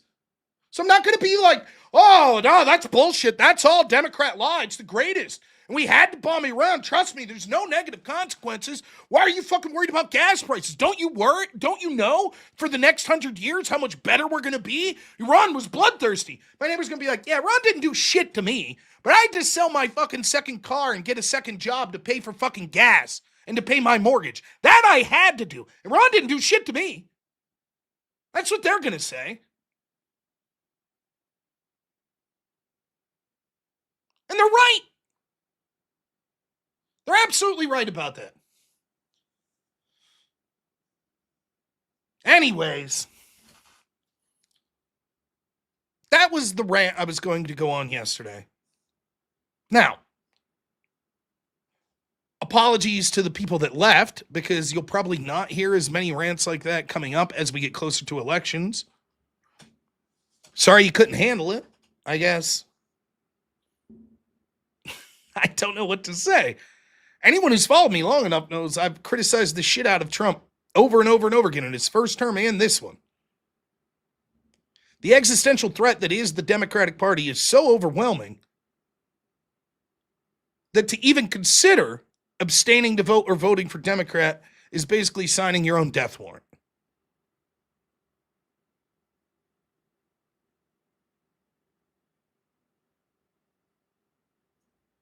Now, I get it, prick of Wisconsin. You're not who I'm referencing. So, but that's where I'm at. Big Daddy Pod, $10 says, damn it, Rob, I was watching Tatum get beaten down on Jubilee and did get a notification you were live 40 minutes ago. Damn you, YouTube. Damn you to hell. Little Charlton Heston there. Nice. Well, thanks for being here. The Great Unforced Ego, $100. Damn. So shout out from the Ryan Mullally community as well. I'm glad you're back, Mr. Noor. I didn't have anything to watch for like a straight week. I'm back, baby. I'll be back every night this week, so thank you. Maybe not Friday. I'll have to see about that. Thank you. What a legend. Unforced Ego, always a pleasure. John Strevas, $10 says, Rob, you should try to get in touch with Susan Kokinda or Barbara Boyd from Promethean Action. Or see if you have a conversation with Rich Does Politics, American Fire with Ace, or Tom Luongo. Is Tom Luongo the Blink-182 guy? No, that's Tom DeLonge. Yeah, I'm always up to talk to people. I would love to. Old Snipper, $5 says, a little unrelated, but what's the best coffee, Mr. Noor? I don't drink coffee. Growing up, my dad drank instant coffee. So we never had a coffee pot at the house. Now, I'd bought a Keurig, and we used it for a while, but when I don't know if we lost it moving or some shit like that. Sometimes my wife will buy, like, cold coffee that you keep in the fridge. But I'm sort of a pussy. If I drink coffee, it's usually just because I like the taste of certain creamers. So I'll get, like the Dunkin' Donuts French vanilla. So, I don't know. I don't really drink coffee, though. David Moore, $20. Thank you, sir. $20 for sticking for your guns. Thank you. I appreciate it. Grisco, 22 months, says Rob Trump. Thank you. Unapologetic Preacher, thanks for being a member. David Moore, another 20, says, say goodnight to the bad guy. Be a long time before you see another bad guy like me. A little Scarface. It's great. Great scene. One-shot take, too. Love that scene in Scarface. Jess White, thank you so much for the $8. Hope all's going well. And then Big Daddy Bud, $5 says, here's another 5 since you got the Heston Planet of the Apes illusion. Gotta love an artistic redneck like myself. Of course, I'm a big Heston fan. I think that Omega Man is a far better movie than I Am Legend. If you want to see, it's also not as close to the book, but I like the movie Omega Man. I'm a big Heston fan. Yeah, David, I'd be happy to do a panel combo for sure. All right. Well, you know what that means. It's Sunday night. I had some race shit to talk about, too. But we'll save it for another night. Fuck it. I'll bring it up right now. You know the guy that plays the Punisher? What's his name? John Bernthal. Now, I've never really watched the Punisher, his version of it. I like the Thomas Jane version. I enjoyed that movie. But this guy, he's apparently in the new Spider-Man movie. He was in The Odyssey. So here he has a comment. He's a pit bull owner, and he wants to talk about pit bulls. So let's play this clip. My dogs are the greatest, and they're so the myth of the pit bull is a lot of bullshit. People got to stop that. They got to stop. People got to stop that. Pit bulls don't attack. No, man. Yeah. It's just racism. It's just dog racism. You know, right. I think to be afraid of a breed of dog is completely ridiculous. It's like being afraid of somebody for their race or their sexual orientation. It's completely. I agree. It is like that. You're exactly right. Everybody's shitting on him for this comment. But he's actually right. Yes. It's like blaming 13% of dogs for 50% of violent attacks. I agree. We should judge both dogs and people based on those metrics. You got me, John. Sounds great to me. Yep. I accept the fact that you think that there's some sort of comparison. I just disagree with you on the outcome. That's all. I've met pit bulls that were very friendly dogs with very kind owners.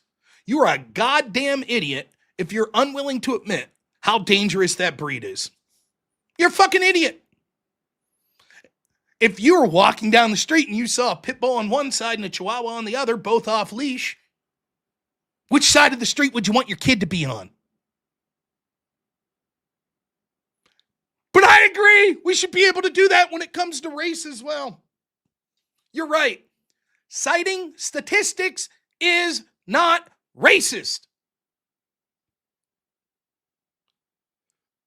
Everybody listening to this man and saying, how trivial that you would say that we have some reason to condemn certain species because the statistics show how much more likely they are to be involved in violent attacks against humans.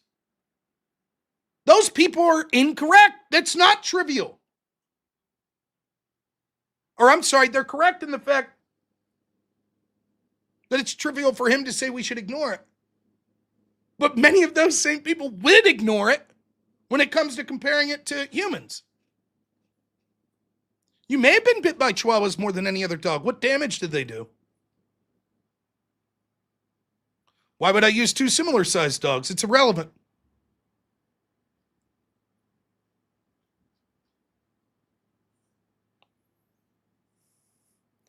People aren't concerned about chihuahua bites as much because they're not killing people.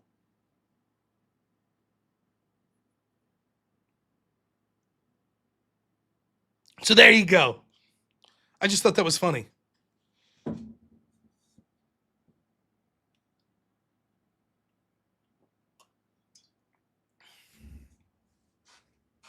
Anyways. But now it's time. Rottweilers are not the biggest concern. I don't even think it's close. I'll look this up real quick. I don't think it's close.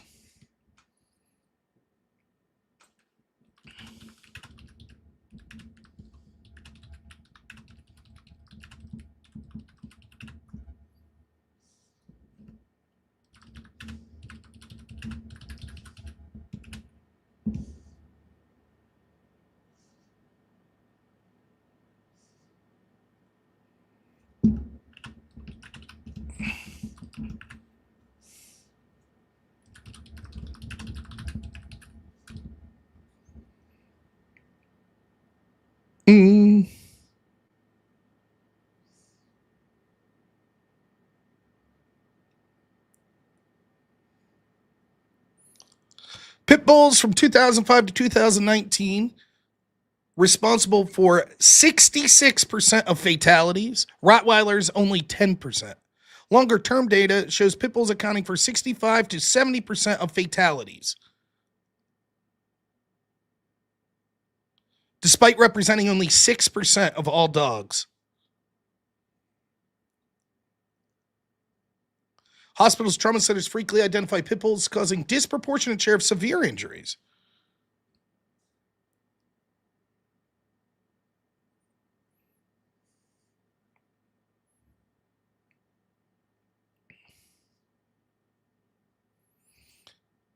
It might be true that pit bulls are owned by morons. They are capable. They are an aggressive breed. They are capable of damage. If a Chihuahua is aggressive, it's not capable of damage in the same way that a pit bull is. This debate's always been interesting to me, by the way. You'll see these people, right? Oh, it's all about the owners and blah, blah, blah, blah, blah, and blah, blah, blah. How dare you? It's never the breed.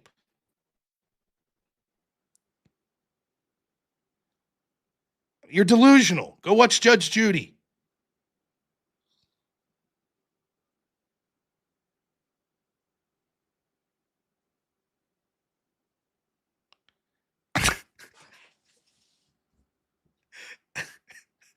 Okay.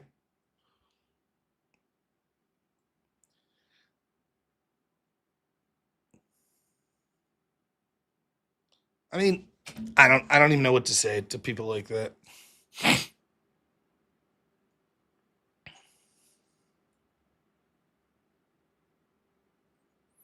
If it's true that any breed could do it and cats could do it, then why are pit bulls responsible for 66% of fatalities from animals, domestically owned animals? Why is that? You would expect to see if it's well, any breed could do it. It could be a cat, it could be a Chihuahua, it could be a Beagle, it could be a Golden Retriever, it could be a Poodle. It's all equally likely. It seems like that it's not equally likely. Wow, BX got infected from her cat. Well, never mind. Hey, everybody, BX Bullet got an infection from her cat biting her. So no longer look at the overwhelming amount of fatalities that come from pit bulls, right? No need to look at that. By the way, use the same anywhere else. Well, Rob, both sides could commit violence, so we don't want to hear about the left attacking ICE because January 6th, both sides do it. Everything could do it, so no need to... I mean, what the fuck are we talking about here?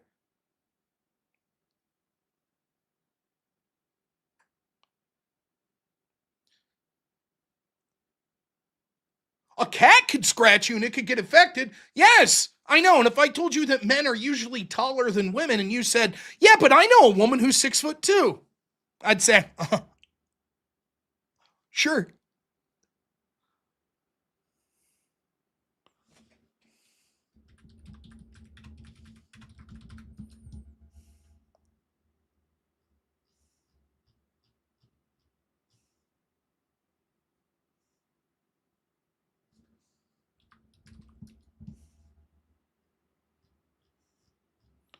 Where's the meme with Omni-Man?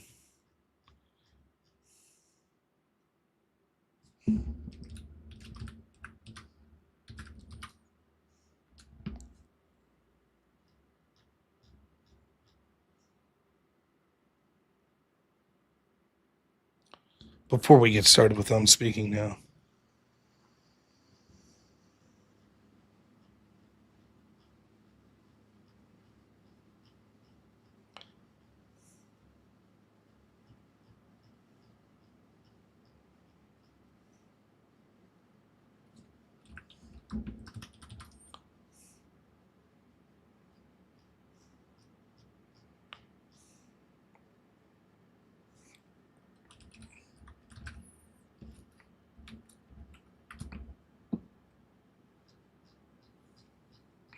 I can't find it.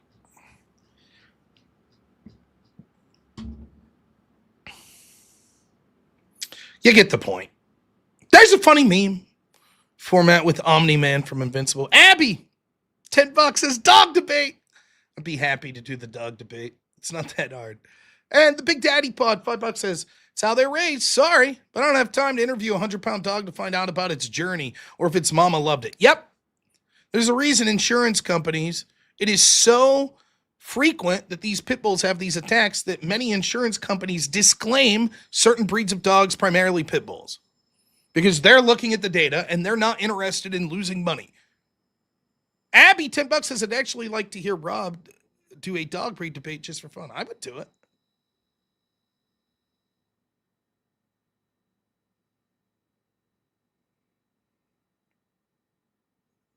Would I rather fight a pit bull-sized chihuahua or a chihuahua-sized pit bull? The latter. Yes. See, even our resident lefty friends Risk gets it. It is true that pit bull is an umbrella term. That is true.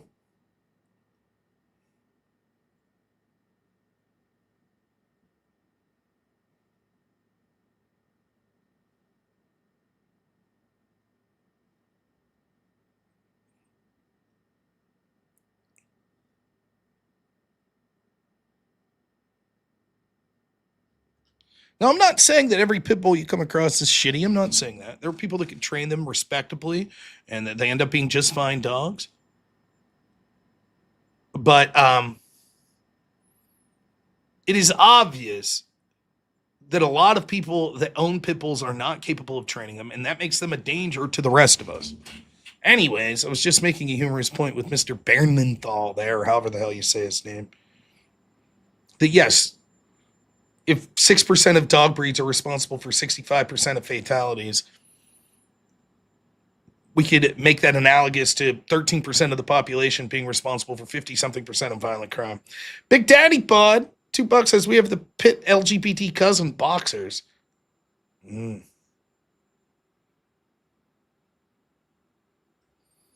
the friendliest little guys. You have no idea. I don't know what to tell you.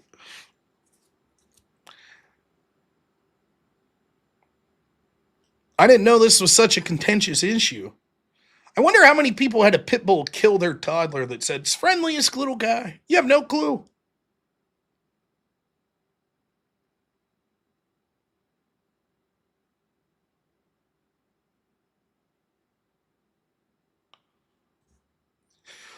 $5 from Old Snipper says, would you rather fight Pitbull the dog breed or Pitbull the bald performer who speaks Spanish sometimes? I'm a big fan of Pitbull the rapper, so I wouldn't want to fight him at all because I'm a fan. And I've heard, I have it on good authority that Pitbull the rapper is quite conservative. What do you think of that? Gully, what's up, my man? $20. Gully, it'd be like this if Gully owned a Carnotaurus and it was running around rampaging. He's like, you have no idea. Carnotaurus is such a sweet breed. And we were like, why wouldn't you get a Parasaurolophus? Maybe an Ankylosaurus. And he's like, no, Carnotaurus. You have no idea how sweet the breed of Carnotaurus is. It's an amazing, but it's killing all the other dinosaurs. Well, it's really a sweet, you know.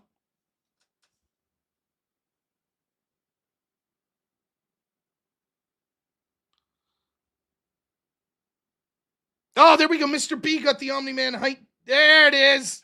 Yes. Thank you. This is what I was looking for. I love this one.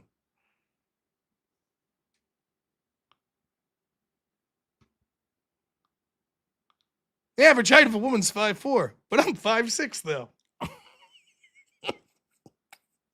That's a great meme.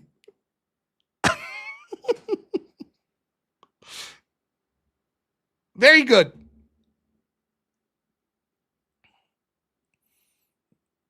That's exactly what I'm talking about. Big Daddy Pod, $10 says Pits are friendly little guys. Al Capone was loved by Chicagoans because he sponsored soup kitchens and such. Still a homicider. I know it's a fucked up thing. I do. Because if you own a dog, you don't want to be like, you're going to defend it. Like you defend a member of your family. I get that. I do.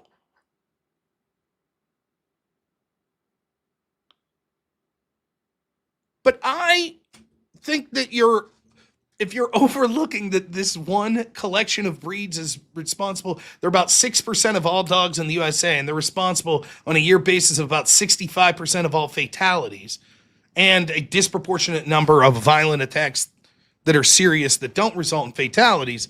I think that you're leaving your bias influence. Is it possible? Yeah, I suppose it's possible. Theoretically, you could raise a tiger and have it be a very sweet animal, but it's capable of mass destruction, and enough people had tigers that they were fucking eating people on the streets. I think we would be within our rights to say, what the fuck is happening here? And if someone said, yeah, but a little calico kitty cat could fucking scratch you and it could get infected, you would all be like, you're a fucking idiot. What are you talking about?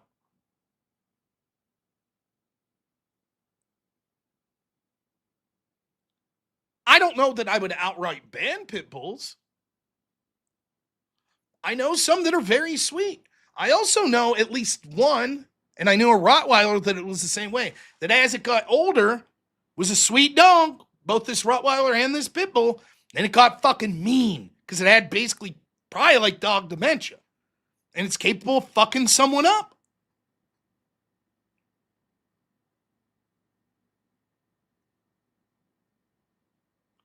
So what do you do then? The whole life, you could be like, this dog's 14 years old. It's been the sweetest dog ever. When you bring an animal into your house that's capable of massive damage, particularly on children, it could be a big mistake. Again, I'm not saying that makes you a shitty person. I'm just saying.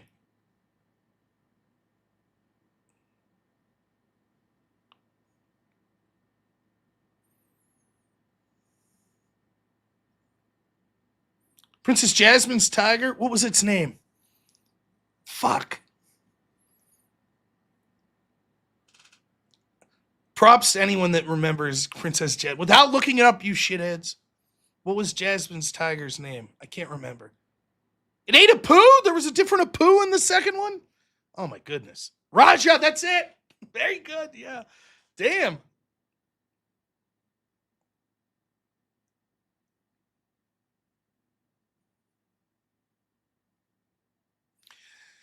Yeah, I don't think it's a good house pet for children. And look, I think that the truth is with different breeds, like I have a mutt, In fact, you guys see my dog, Dorothy. She looks like a small pit bull.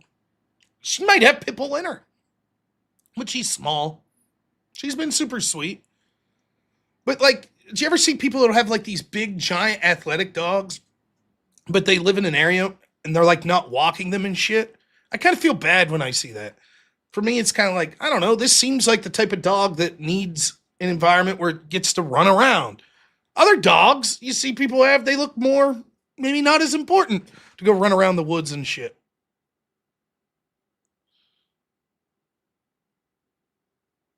You know? So I do think that if you want to be a responsible pet owner, you should find a pet that fits your situation.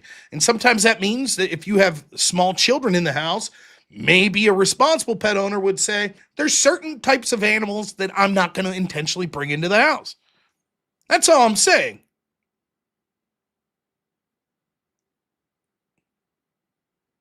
And yes, as Bob Barker would say, get them spayed or neutered. Yeah.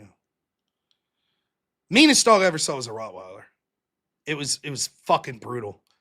And like, I knew a guy that had it. I would see this dog 2 or 3 times a year. We'd go play like volleyball or like church softball, and sometimes it'd be there. And it looked like it would fucking rip someone apart if it got off its chain. It was fucking huge.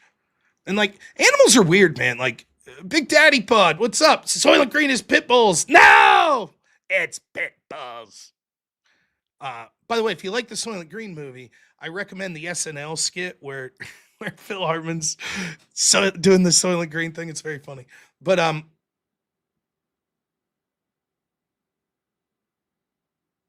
you know, people like, I just took my son when we were on vacation. We went to this little mini zoo and they had lions there.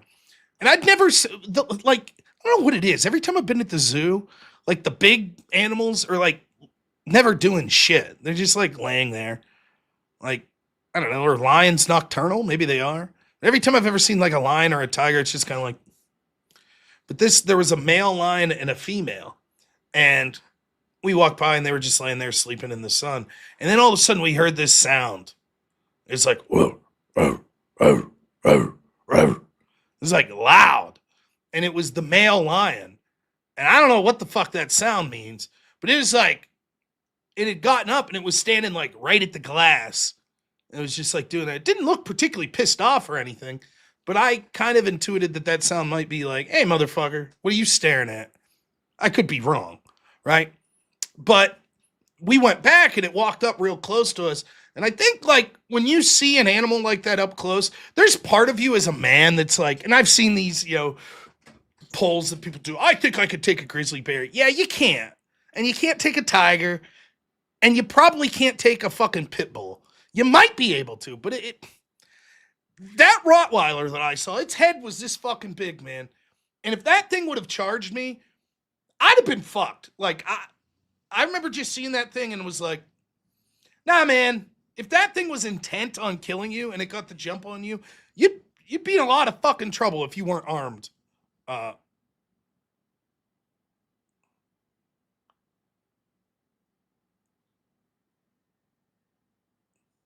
Yeah, I agree, Osmo. It's like, yeah. But it was kind of neat to see that lion like up in its element, like prancing around. And it did. It looked like big shit. It looked like it knew. It was like, and then what was funny was, so then there's like a wooden wall.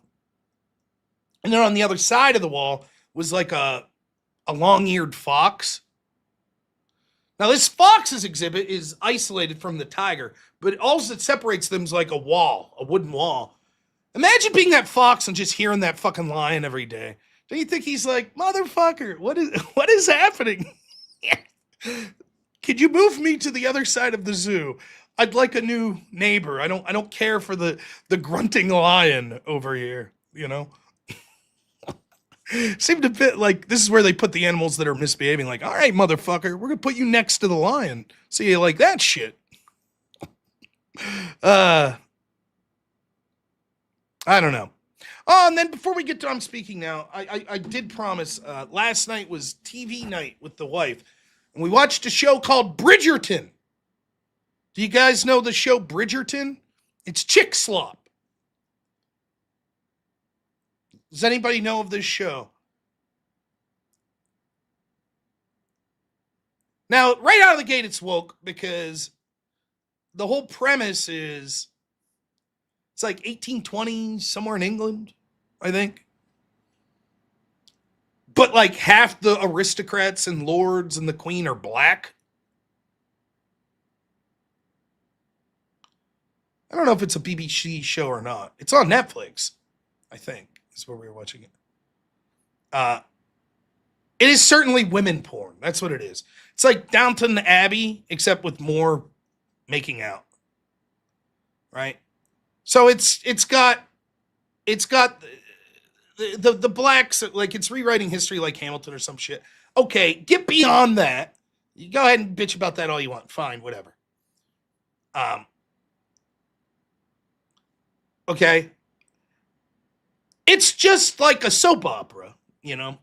Ooh, this person likes this person, but she likes the other guy, and they need to get married. And it's the, you know, the social conventions of like 1820 aristocratic society, right? So it's like, you know, some people get married for station, not because they really love someone, or a divorce is like super scandalous and shit like that, you know?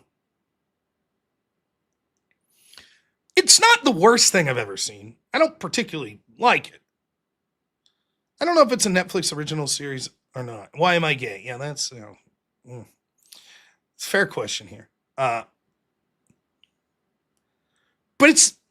I actually don't mind watching shows like this. And here's why. Because there is something in me. And I hope my wife's asleep, because I'm going to tell you a little secret here.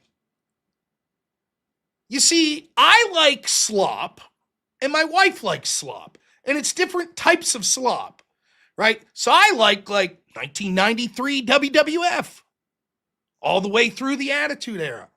And if you try to sell that like wrestling, I don't watch it much anymore.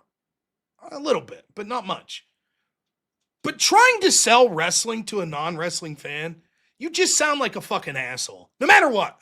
No, you have to understand it's really athletic. And you know, it's funny. There's funny shit that everyone's like, so you're just watching half-naked dudes grope each other and in non-fights that with Priya. No, but you don't understand. Like, it was cool as shit, man. Stone Cold, he'd be drinking beers and shit. Yeah, he'd tell people to fuck off. And it was like, yeah, you know. I get it. It's slop. And there's, and you know, if I'm watching like fucking Commando or something, you know, we used to have like, you know, random action. Me and my friend Tyler, we used to have like just random fucking pick up an action movie hero and just get fucking shit-faced starting at like 10 a.m. and just watch their movies all day, like Jason Statham or Arnold or fucking whatever. And we just like, yeah, it's slop. I get it. My wife also likes slop, right? Bridgerton. It's like WWF for fucking chicks, okay? But one of the greatest pleasures in life for me, and I love my wife, is ruining her slop. I fucking love it. You could do it in a million ways. So like, I'll be like, you know, who's that lady? Oh, she's with this guy. And I'll be like, well, you know, that doesn't make sense. Like, why would that lady be with that guy? What are you talking about? She's not with that guy. She's with the other guy. Oh, I thought you said she was with that guy. No, with the other guy. Or here's one of my favorite. I just keep going, ooh, looks like they're in a bit of a pickle. And at first my wife's like, yeah, she is in a bit of a pickle. And then every 3 minutes, something else, I'd be like, uh-oh, this looks like quite another pickle. And my wife would be like, would you shut the fuck up? Just for like 3 hours. I enjoyed myself tremendously. Just the whole time. Just like, you know what I would do? I'd just call the bitch a hoe. And my wife would be like, shut the fuck up. It's truly. Now, she does the same shit to me. You know, if I'm watching wrestling, she'll be like, what is this? Why would this guy do this? Like, why would he sit there and hold the chair for like 30 seconds while the guy was, why didn't he just hit him? I'm like, I don't know. Shut the fuck up. Just enjoy. So I actually enjoyed watching Bridgerton for like 3 hours with my wife last night because you know, and it wouldn't be fun to just be like, this sucks. It's more fun to like take an interest and then shit on it that way. You know, where I kept going to Grok and I was putting things into my phone to translate into like high society 18. I'd be like, pray tell, wife, what hitherto will be for luncheon this fine day? She'd be like, shut the fuck up. Stop it. This is fun. So there's my recommendation for you. If you have to watch the fucking chick slop sometimes, just have fun with it. Just get super into it. Like super. The other show I did, so over COVID, my wife's sister lived with us for a while, and we would watch this show, One Tree Hill. Have you ever watched One Tree Hill? And I'll have to admit, I actually got in to One Tree Hill. Is shitty chip. Hey, Ryan's raiding over. Thank you. I recommend One Tree Hill. For one reason, it's shit. It's an objectively a shit show if you're a guy. It's chick flick shit. It is. But there is a character on the show One Tree Hill that is quite possibly one of the greatest fictional characters of all time. And that is the dad. His name's Dan. It's truly amazing.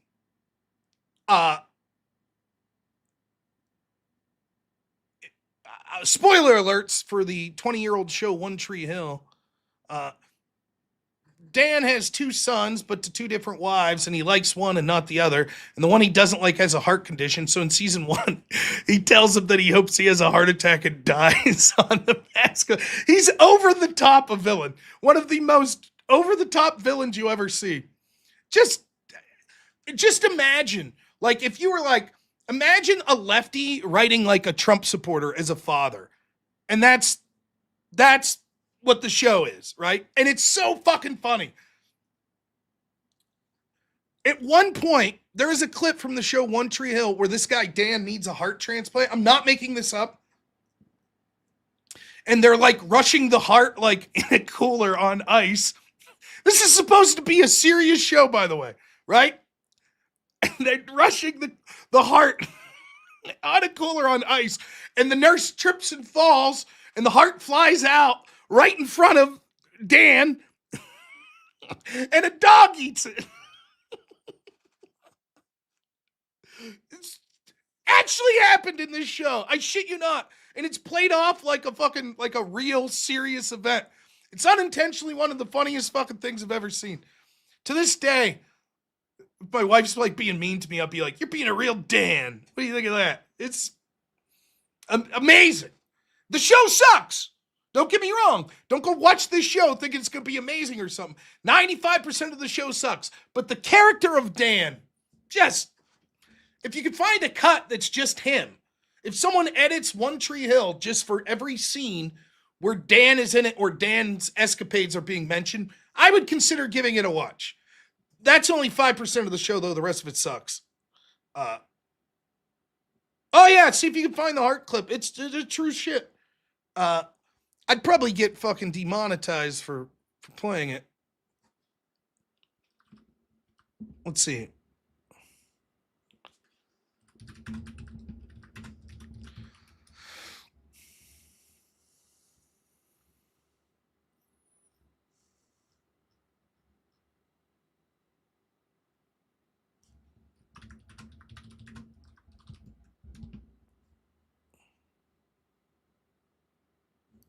Oh, fuck it.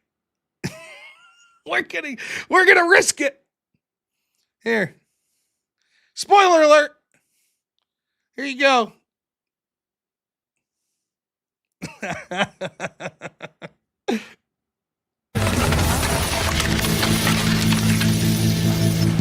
Henderson to admitting. Nurse Henderson to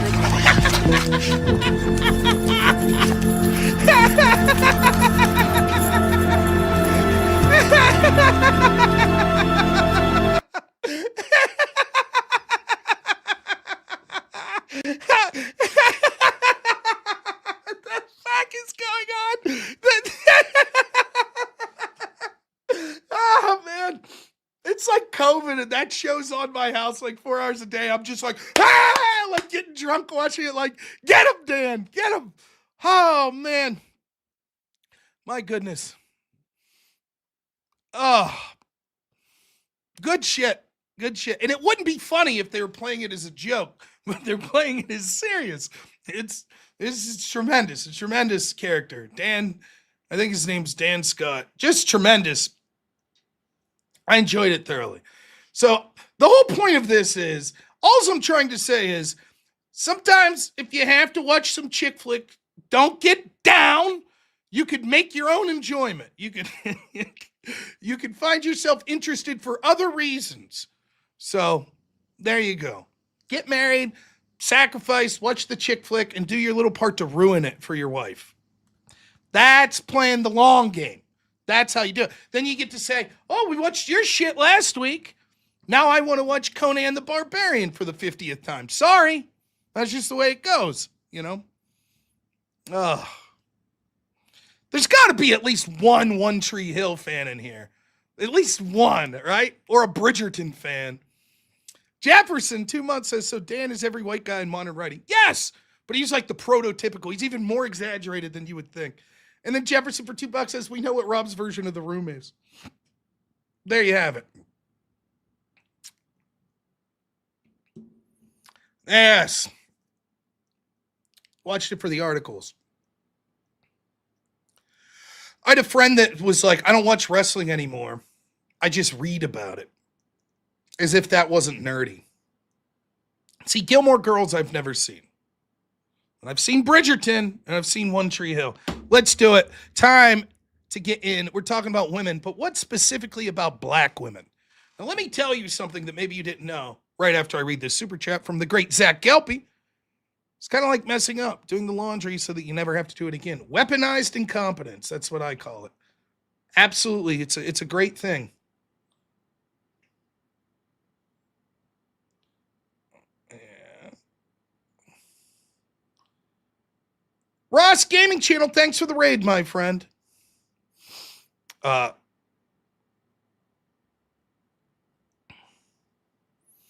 Now, so much of life now is just white men dominating everything. It's terrible.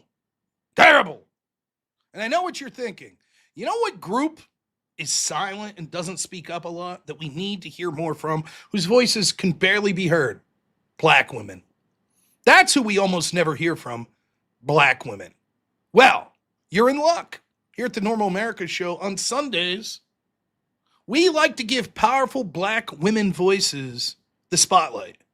And you can show your support by donating to a white man such as myself to make sure that these black women's voices continue to go to the forefront. We like to do that by reading from this selection of this book. I assume it's won tons of awards. I'm Speaking Now. Black women share their truth in 101 stories of love, courage, and hope. I got one picked out for you today. We're hoping it's a good one. As always, I haven't read through this story yet. I just skimmed it, hoping that we'd find something worthwhile. And why wouldn't you? Anytime black women are speaking, you know what the rest of us need to do? Shut up and learn. So thank you once more for tuning in today to our special segment, I'm Speaking Now, where powerful black female voices are brought to the forefront.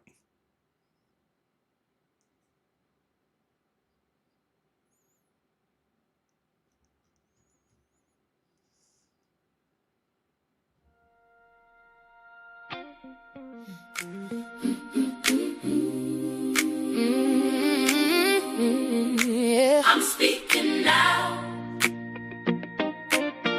Yeah.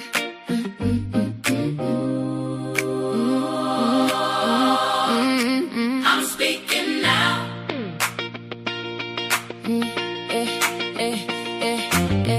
Long line, same shot, bus late, clock don't stop, got work, got plans. Still wear last in their hands. Side eye from the man in the tie, clutches his briefcase, moves to the side. He don't see the weight on my spine, he just sees a story from a lie. I'm speaking now. Everybody hush and listen. I'm speaking now. You gon' hear what you've been missing. Every door, it kept locked, we kicking down. I carried all this hurt for ages. She gon' sit and hear these pages. I'm speaking now. Oh, oh, oh, oh. I'm speaking now. Oh, oh, oh, oh. hair shop, Sunday, hands in, scalp spray, hot comb, history, passed down quietly. Boss says too big for the floor. Cold words, I've heard them before. You don't say less than out loud. You just build a rule to keep us out. I'm speaking now. Everybody hush and listen now. I'm speaking now. You gon' hear what you've been missing. Yeah. Every door. You kept locked, we kicking down. I carried all this hurt for ages. You gon' sit and hear these pages. I'm speaking now. I'm speaking now.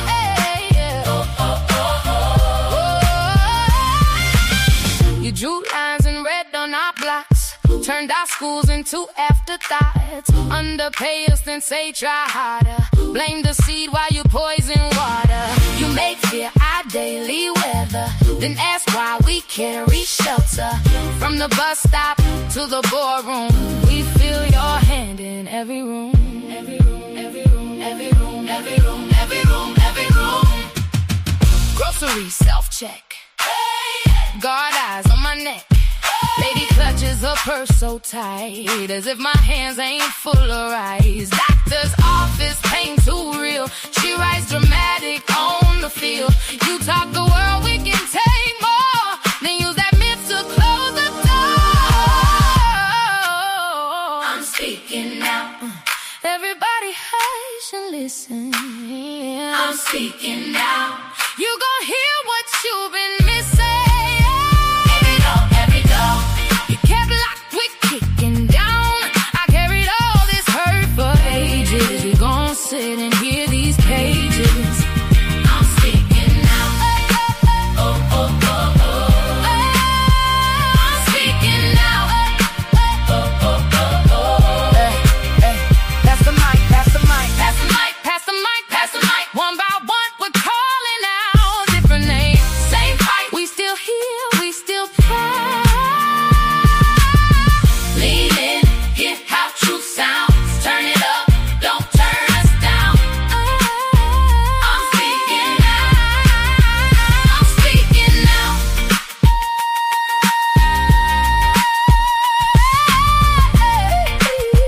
I'm speaking now.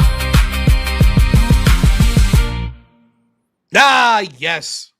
I'm speaking now, where the rest of us could sit at the altar of powerful black women and hear their amazing stories of strength. Today's selection comes to us from author Courtney Tierra. Courtney, Ms. Tierra, as I call her. Oops, let's see.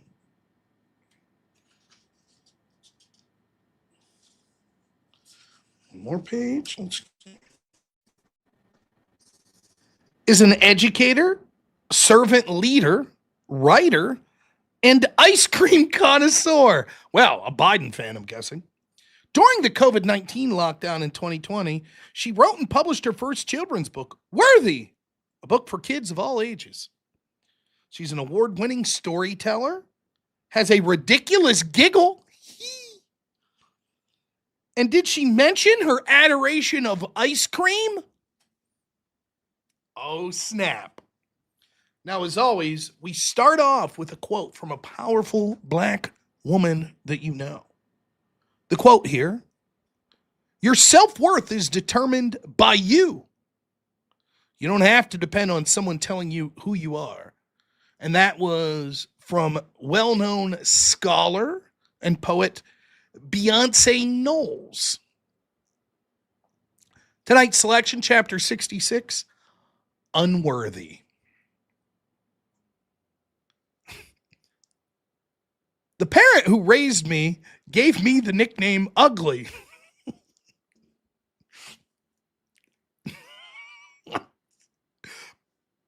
That's fucked up. I mean, come on. You're not even trying. You could have came up with like shovel face or something. You're just ugly. The nickname is Ugly. What the fuck is that? Now listen. I'm starting to think this probably wasn't a good parent. Not necessarily because they called her ugly, which is not good in its own right, but that shows a lack of originality, in my opinion. But let's see where we go from here. That hooked me. The first line hooked me. I was like, all right, this would be a good one. The parent who raised me gave me the nickname Ugly. I learned in my teens that I was, in fact, quite pretty. Me too. I learned that in my teens. But the damage had been done. I'd moved around in the world believing that not only was I tragically unattractive, but I also felt unloved and unworthy. Anyone in the audience? Put a 1 up if you feel tragically unattractive in the audience. You know you're out there. You know there's some tragically unattractive people watching. Not like me. I'm beautiful. But I know you're out there. One parent wanted absolutely nothing to do with me, and the other never called. You want to take a guess? Which parent wanted nothing to do? I don't know. I haven't read ahead.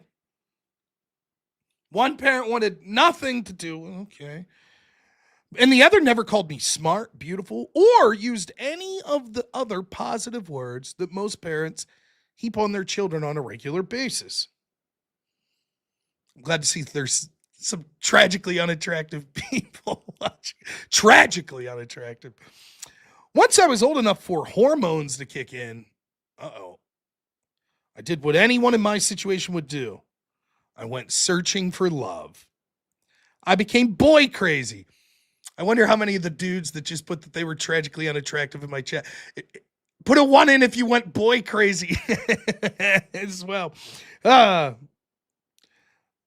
If any guy said anything to me like, hi, or your friend's cute, hook me up, I swooned. Uh-oh, we got a hoe on our hands.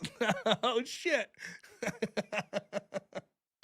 I did everything in my power to make him believe I was exactly what he wanted and needed in his life. This usually didn't work. Now listen. I said she was a hoe, tongue in cheek. We don't know. My bad.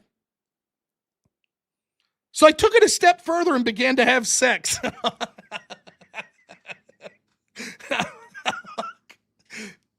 Man, really? You write a 2-page fucking story in a chicken soup for the soul book and you're going to come out as a hoe?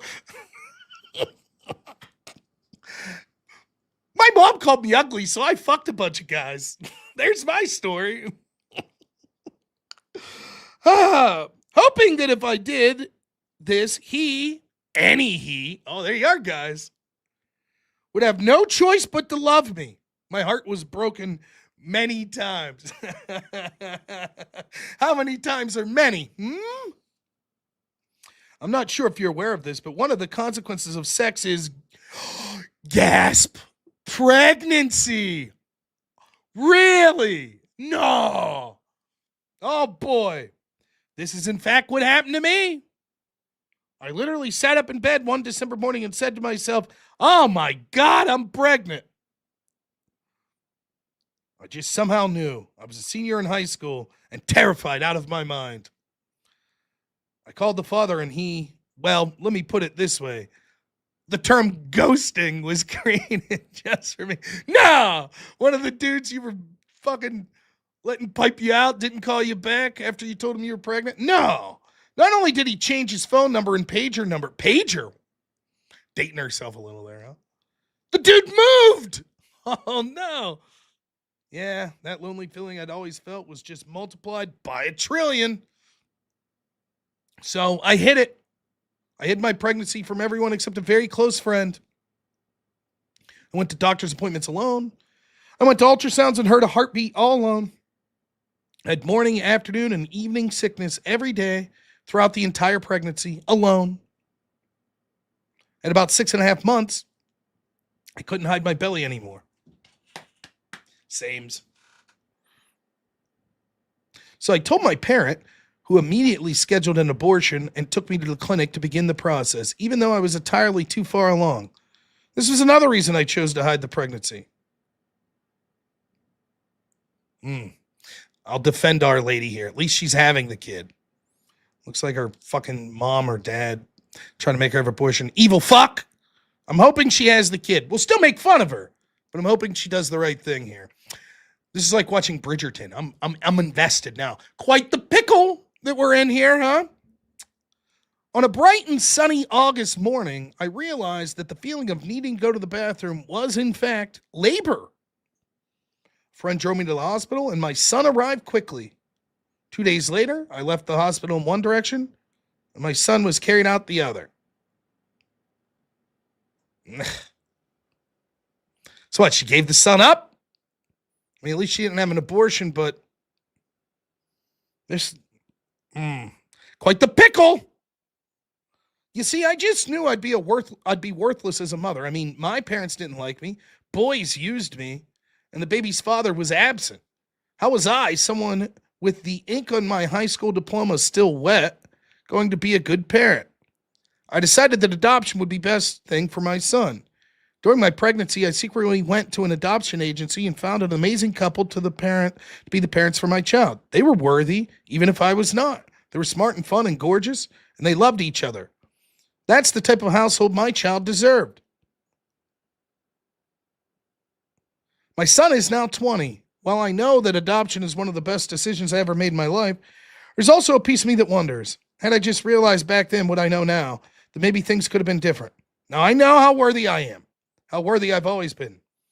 Maybe that knowledge could have been enough all of those years ago. That's it.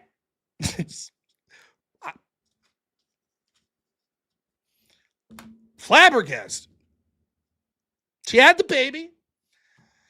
You know, I thought that it was going to be, I gave the baby up for adoption, but then I realized, I couldn't do it, and I raised him, and now everything's great.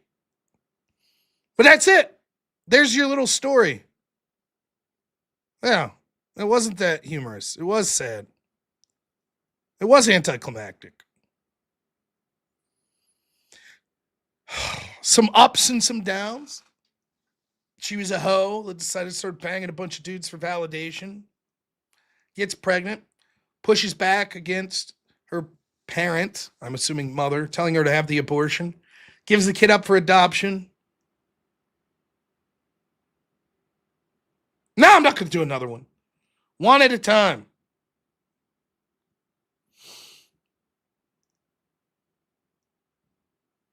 So, look. Props to not killing a baby. But I guess that's where we're at in society, where it's like, props to you for not killing a baby. Great. I also haven't killed a baby in my life, so I guess I'm awesome. I do feel like that was a letdown. You know what we need in a moment like this? You know what we need?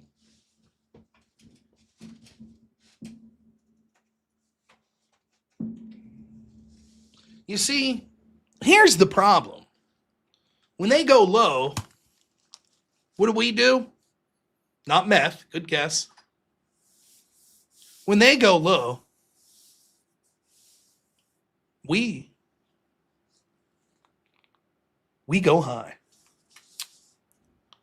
Let's see what we got here today. Here's some pictures of Michelle Obama. It just says hope.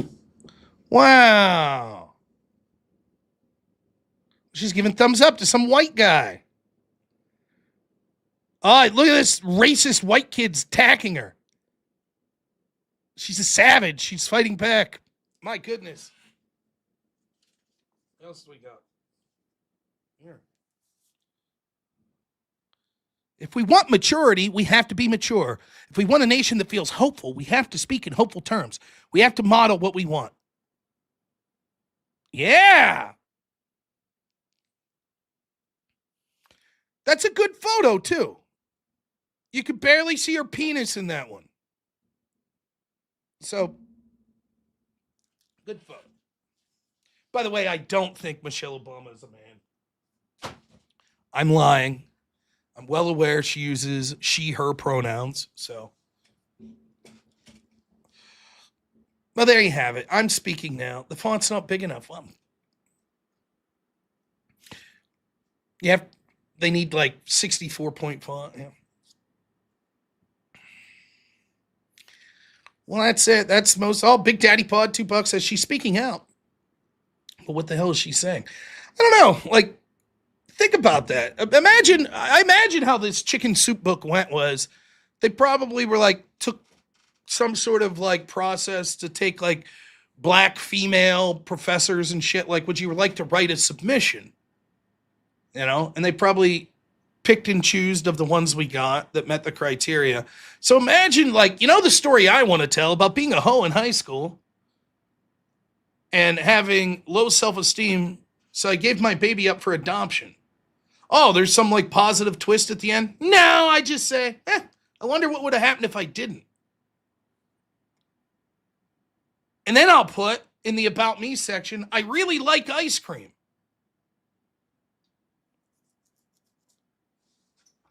Okay.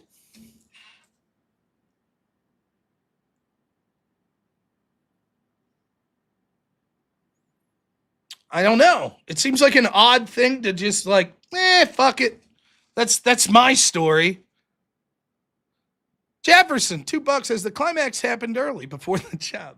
But oops. It'd be like if someone was like, hey, we're writing a book about like, you know, guys in rural areas that became good at debate. Could you submit like 2 pages? And I'm like, sure. I'm just going to submit like, I'm a fat fuck. I eat too much. I should exercise more. The end. It's like, what? What's the fuck is this? Like, that's the story you chose to tell? I don't know. Yeah, Zach, you're right. I mean, look, we have fun here. Poking a little fun. I find it odd. The whole abortion conversation is so odd to me. Because we're told how evil, racist conservatives are. And yet the single biggest factor keeping the black population down is almost universally condemned by every true conservative, which is abortion. You should not be wantonly having sex and being a hoe. But if you do, please keep the baby, even if you give it up for adoption. Now, I'll still pick on you if you choose to set your story into a fucking powerful black female voices book. But it is better than the alternative. Oh, someone called Mr. E robnoerr.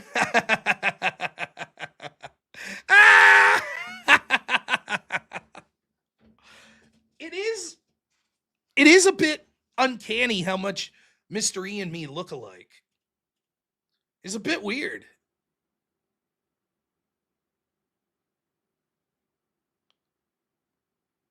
Good, though. Mr. E deserves all the shit. He looks like me and Andrew combined. Yeah. Yeah, eugenics definitely a progressive platform staple. Margaret Sanger, obviously, was a fucking racist, wanted to keep the black population down. It's truly revolting. Mr. E sent everyone to whatever. That motherfucker. Now that's okay. Mr. E looks like a sober Ethan Ralph.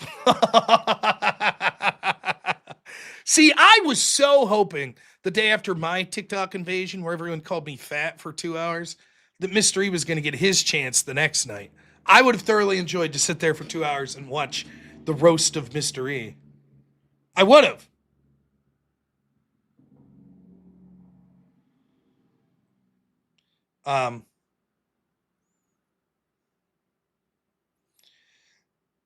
Oh my gosh, people are being very generous here. I'm going to have to read super chats, but just to put a bow on this, all joking aside, and I'm going to keep joking, and, you know, obviously, as the premier channel for powerful black female voices, from time to time, there will be some things that come off as insensitive.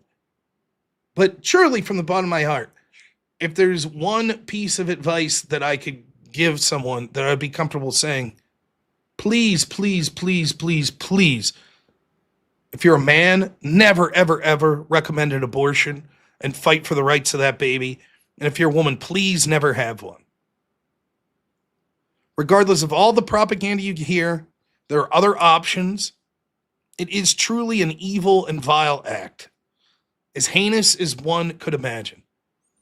Obviously, if you are one of the incredibly rare situations where your life's in danger, that's different. And I would never condemn someone for having to make that tragic choice. But other than that, please Please.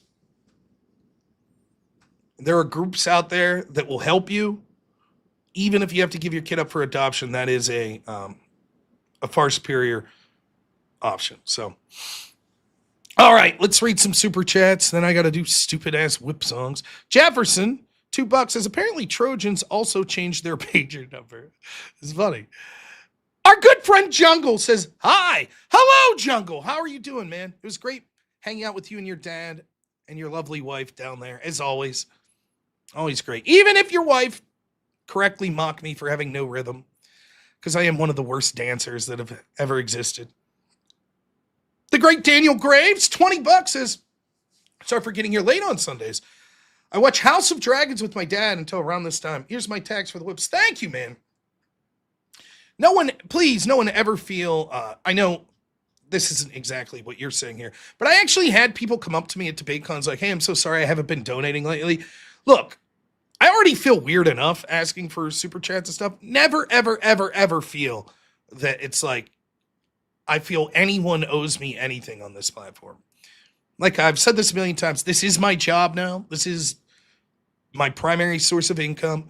But if everyone stopped donating tomorrow, I'd still do the show. I just have to go get a real job. So I'd do the show less, but I would still do it. So I always appreciate all of you. Thank you. Revan's Padawan, member for 3 months, says, good to see Ron Noor, not Slob Noor, over on the Crucible. I'm loving the mystery hate. Prick of Wisconsin, payment, $50. Thank you. Says, you called me up for slipping a few years ago. Oh, geez. I wonder what I said. I'm still slipping, so whatever I said to you, I should take my own advice. I've caught up on my non-self-inflicted debts. You should do a movie politics of reviews like Sargon did for Starship Troopers. I recommend Payback for the first one. Love the movie Payback with Mel Gibson. There's 2 cuts of it. I think the theatrical cut's actually better than the director's cut. But yeah, it's a great movie. It's an idea. I've considered doing things like that. Abby, 10 memberships. Thank you so much. Really appreciate it as always. One last thing, Prick of Wisconsin. I hope I wasn't too much of a prick to you of whatever I said to you. But I'm glad things are going well, man. Truth Revolt, $20 says, Chicken Soup Book. Rob, do you want to tell the story of all the incredible debates you had and the people that you've met through them? And then me. Actually, I want to talk about my karaoke days. Also put in my bio that I like wrestling. Yeah, exactly. Silvar Ogre becomes a YouTube member. Thank you. Hitakachi says, Rob, are you going to sing a whip song? Emmett did. For a single $500 donation, I will sing a whip song. That's a rule that I'm comfortable adding. Now, I only say this. I'm not going to make an ass of myself. The only reason I'm comfortable saying that's because I'm an amazing singer. Though I'd have to read the lyric sheet. I don't quite know the lyrics. Jefferson, $2 says, super chat advice. Take care of yourself first. Yeah. Sing your favorite Ye song. A buddy turned me on to Kanye years ago, and the song he played for me, I'd known Kanye, but I never really listened that much. The song he played for me is still my favorite Kanye song. It's called Barry Bonds. Have you ever heard that one?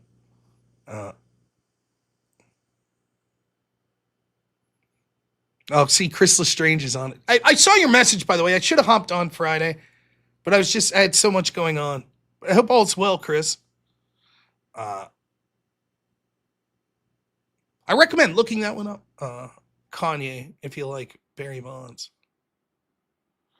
Truth Revolt, $5 says, someone tell Jungle we'll reimburse him if he puts in the $500.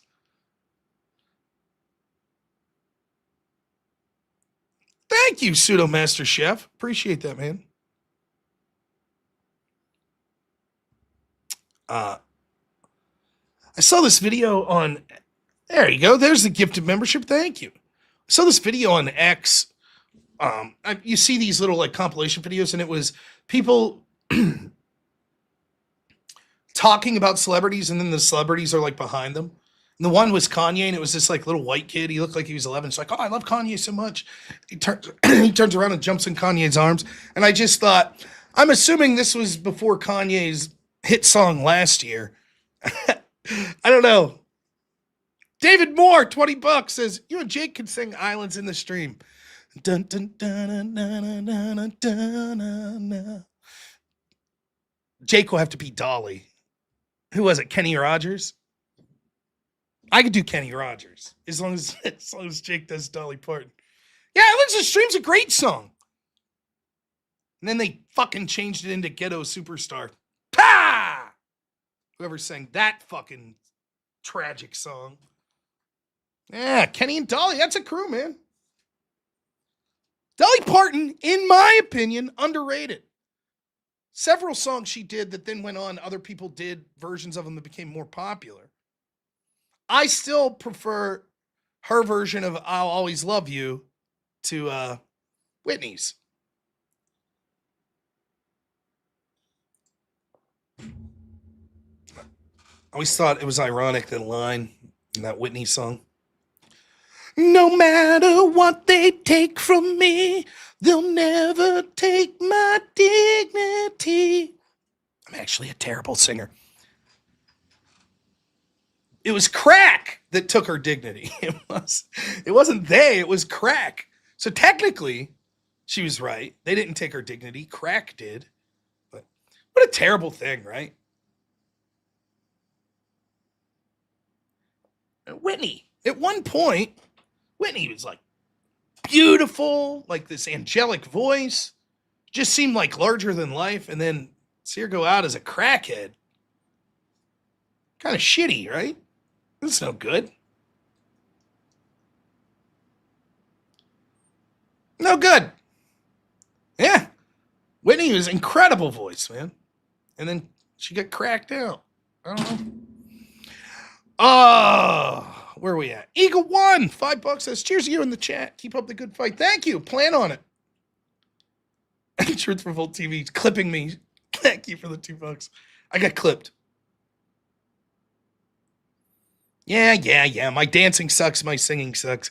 I don't really have a Whitney voice. I have more of a Lemmy voice. Dave Mustaine voice. Maybe I have. You know, maybe a Dr. Dre voice. Or, you know who I used to love doing karaoke is, oh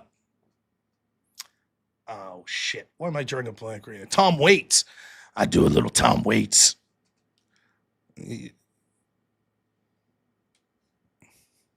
Bobby Brown was a hell of a cook. Boo!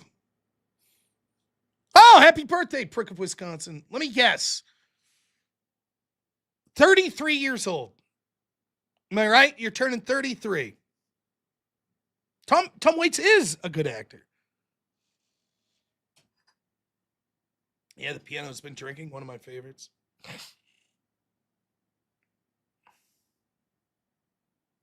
39. 6 years off. Close enough. All right. I now owe whip songs. How many? This is a portion of the show that sucks. I don't blame everyone from leaving. I owe 1 from Unforced Ego, absolute Chad that he is. I owe 1 whip song. Beakster gives $5 over Rumble, says, who mugged Rob's dignity? Me. I mugged my own dignity. Let's not kid ourselves. That's right. Just the parent. It was just 1, though. All right, so here's the deal. Yeah, Lavin, it was great seeing you. Everyone who's interested in serious political or cultural discussion, we'll see you later. This part of the show is just about torturing me. So here's the story. There's this Lord of the Rings cartoon from the 80s, early 80s. The song where there's a whip, there's a way. It's about forcing people to go to war. I thought it'd be funny to turn that into forcing people to donate money to me, and the joke's on me because they fucking play it over and over again. Now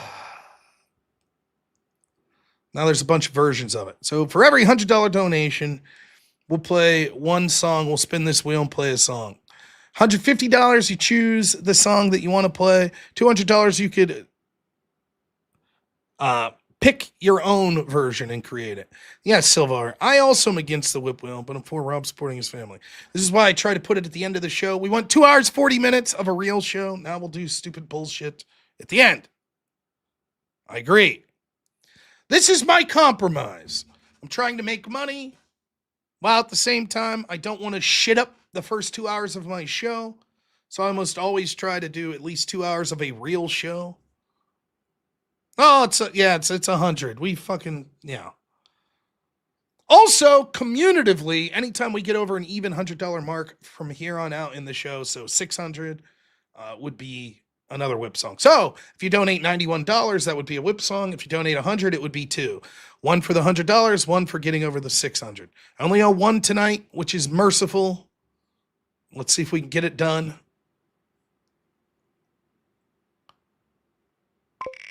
Oh, I have to actually put the...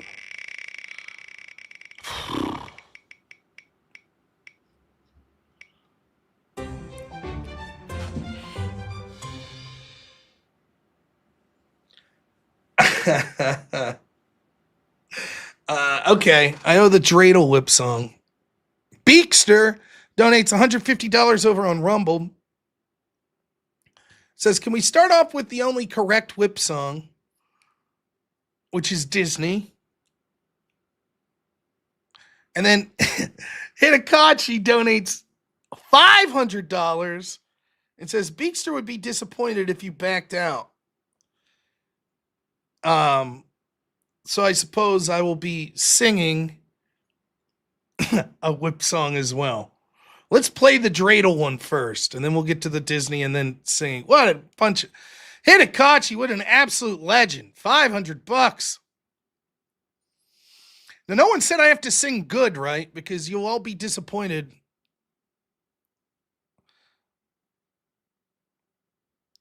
But here we go. Dreidel whip song to start. Fuck!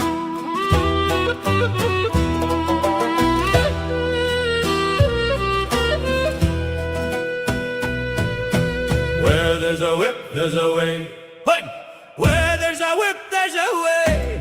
We don't wanna go to war today, but the Lord of the Lash says nay, nay, nay. We're gonna march all day, all day, all day, all day. Where there's a whip, there's a way. Where there's a whip, there's a way. Where there's a whip, there's a way. Where there's a whip, there's a way. A crack on the back says we are gonna fight. We are gonna march all day and night and more. For we are the slaves of the Dark Lord's war. All right. The astute amongst you will see that was 3 seconds short. So I have one more before we get to the Disney and then me singing.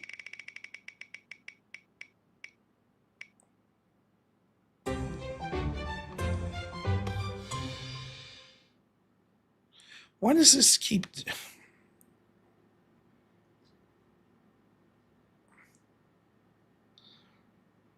K-pop. There's a way.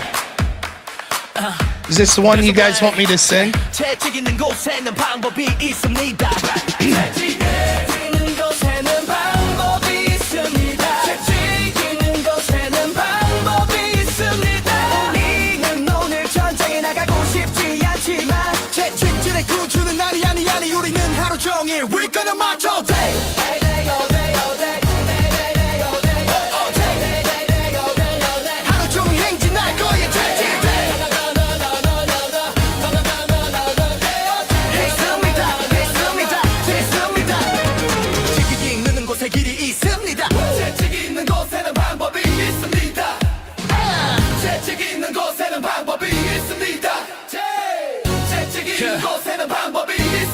왼쪽 오른쪽 왼쪽 오른쪽 왼쪽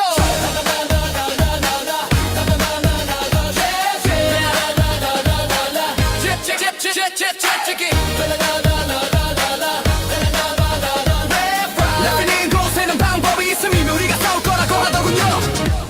우리는 밤낮으로 행진할 것입니다. 우리는 어둠의 군주 전쟁의 노예이기 때문입니다. For we are the slaves of the dark. Lord's war.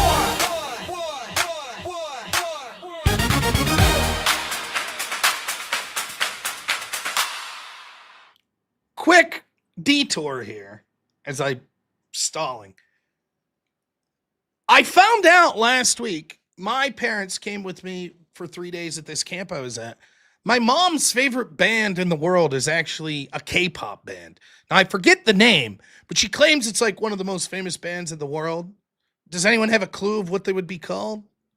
Is J something, or I don't know. But she's very much into them. And you might say, well, maybe that's on brand. But she's also like a metalhead. So she likes like the band Ghost, but she likes the band Korn, and I think she likes Slipknot. BTS, that's the name. Yes. There you go. I've never heard of them once, but that is my wife's favorite, or my wife. Oh, fuck, there's a Freudian slip. My mom's favorite band.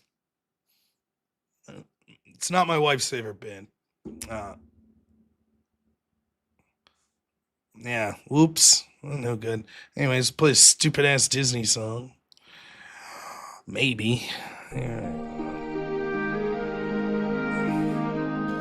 Like this. Yeah. You gotta sing, Rob. Like that. Where there's a whip, there's a way. We don't wanna go to war today, but the Lord of the Lash says, nay, nay, nay. We're gonna march all day, all day, all day. Where there's a whip, Come on, Rob.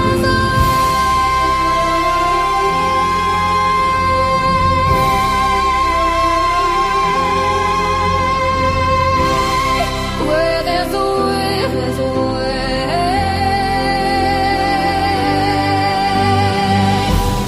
Where there's a whip, there's a way.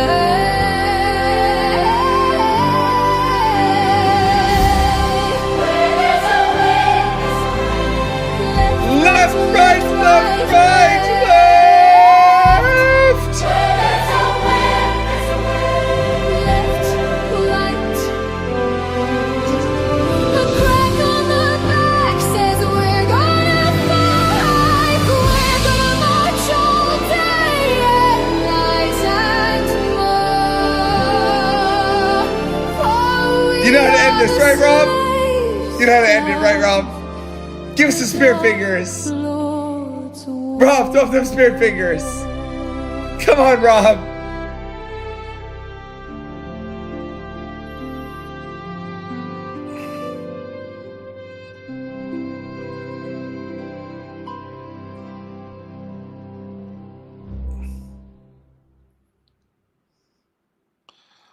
All right. Now I have to sing. Oh, Truth Revolt, $5 says Rob's a bass mom is our favorite mom. You guys would love my mom. She's great. My mom's very supportive of me and loves me, but she would give me the business. She would. I don't think I'm going to sing the Disney one. There wasn't a stipulation on having to sing the Disney one. I think that I should have to sing the OG one. That right? That seems fair. So let me see if I could. Maybe there's a karaoke version of it. Let's see what we could do. That way you can't claim that I'm hiding behind.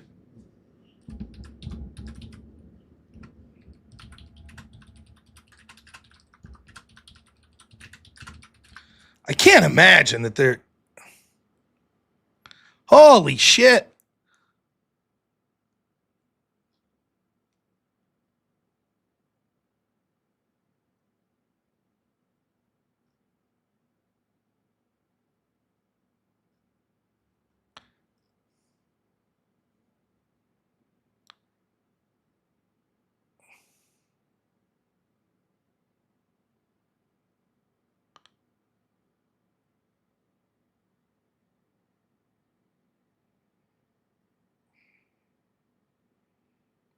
I'm just listening to this for a second.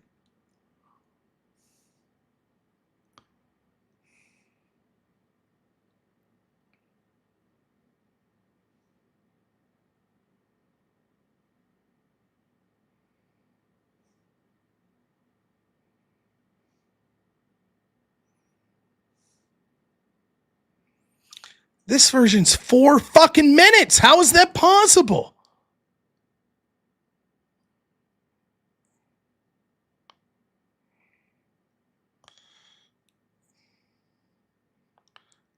All right. There's actually a karaoke version. This is unbelievable. I can't believe it. All right. Beakster, $150. Again. By the way, Rumble is crushing you, YouTube people, again. Now, I just want to say this. It's starting to become that Rumble, despite having less people that are watching and having far cruder language, is absolutely just taking a big shit on the YouTube audience. So they're already up to, they're at $800. They'll get a free Disney song in the next 200. I'm just saying. Just throwing it out there. All right. It's fucking ridiculous. 4 minutes. Now, the people that haven't left already because of these horrible whip songs are about to leave because of my terrible karaoke. But rules are rules. So let's see. Okay. All right. Thank you, Prick of Wisconsin. I appreciate that. Okay, here we go. 4 fucking minutes. I don't even know what's going to... How is it 4 minutes? All right. I think you guys will still be able to hear. Let's make an ass of myself. Here we go. Let me know in the chat if you can hear this. Can you hear?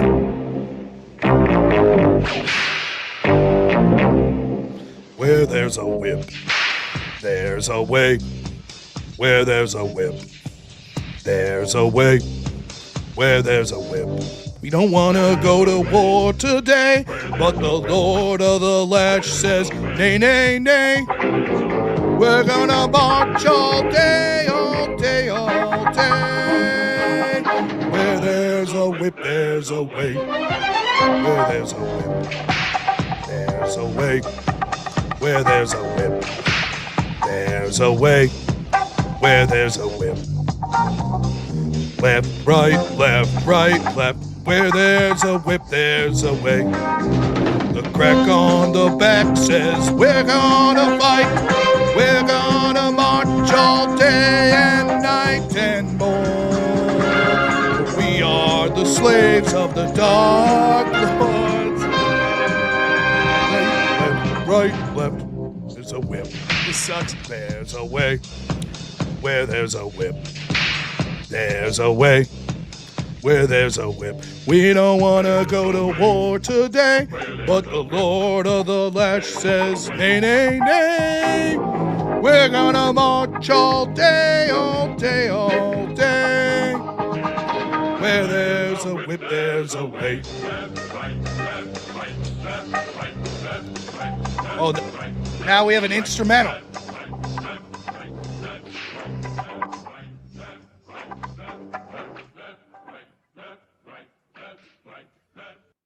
There you have it, folks. Ass. Absolute ass. That's for hearing that song a bajillion times. My God, did I do very terribly. That's the song.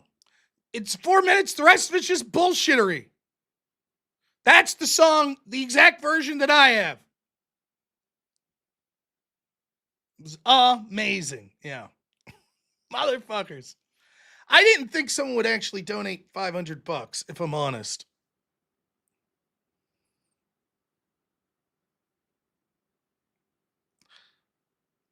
It could have been worse. It sucks ass. All right, a Disney one. Like this. Rob, look at me while we dance. There's a way we don't know today, but the Lord of the Lash says, nay, nay, nay. We're gonna march all day, all day, all day, where there's a way, there's a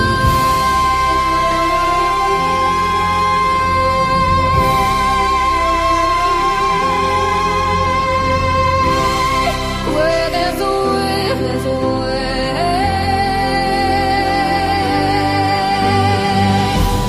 Where there's a way, there's a way.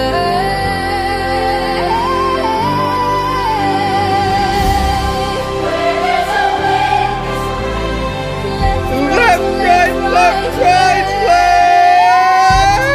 where there's a way, left, right. A crack on the back says we're gonna fight.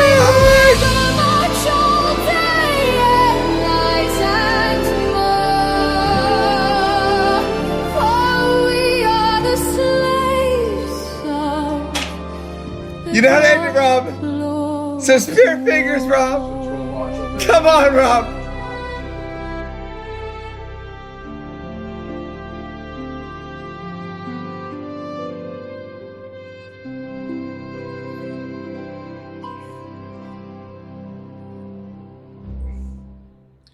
Listen, lest I get accused of cheating you all, I just want to show you this.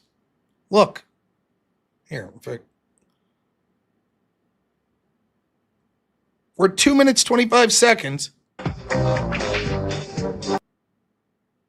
It's literally just outro. The whole fucking thing.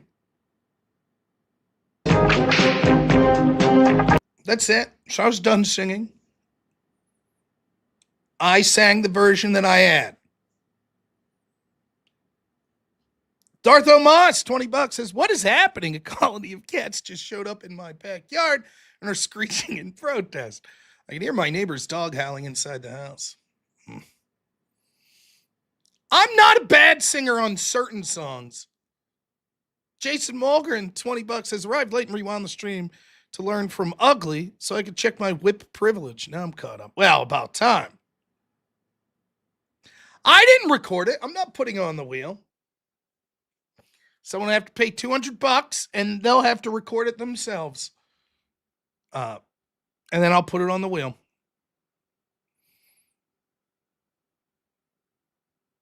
Sing Wind Beneath My Wings. No. Oh, shit. So how do people think they got cheated? Goodness gracious. I'll do Emmett's karaoke stream sometime. My son not only sometimes sings just a little bit of the I Believe I Could Fly because it's one of his favorite movies is Space Jam. And that song's on there, which he doesn't know that R. Kelly's like a monster. You know what song I heard my son singing today? This is crazy. My son was singing just the chorus of She's a Little Runaway by Bon Jovi. Like, where the hell did you hear Bon Jovi? But he likes it. He likes Runaway by Bon Jovi. Okay. Beats Baby Shark. So I'll take it. You know?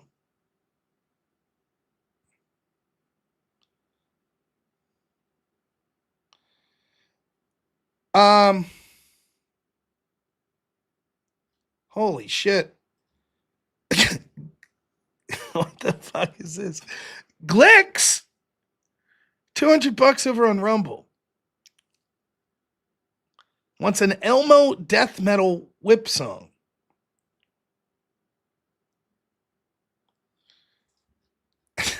Okay. We'll try to make that happen. Now that does get us to $1,000 on Rumble, which is another Disney song, as I struggle to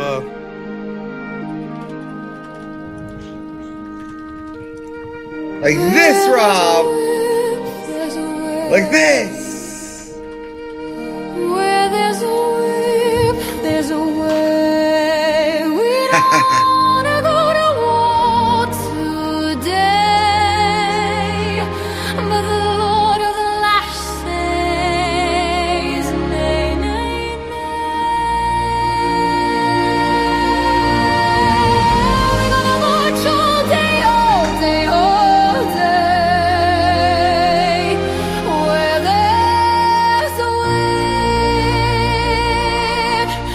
there's a way. Where there's a whip, there's a way.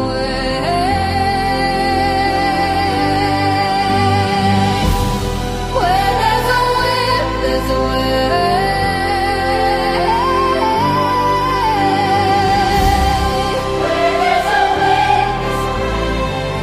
Left, right, left, right, left.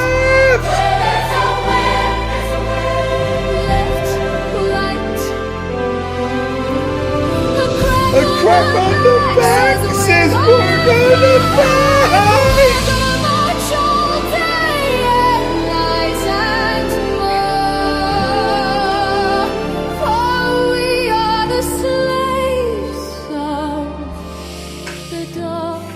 You know what I did, Rob? Spit fingers. Come on, Rob. Give us the spit fingers.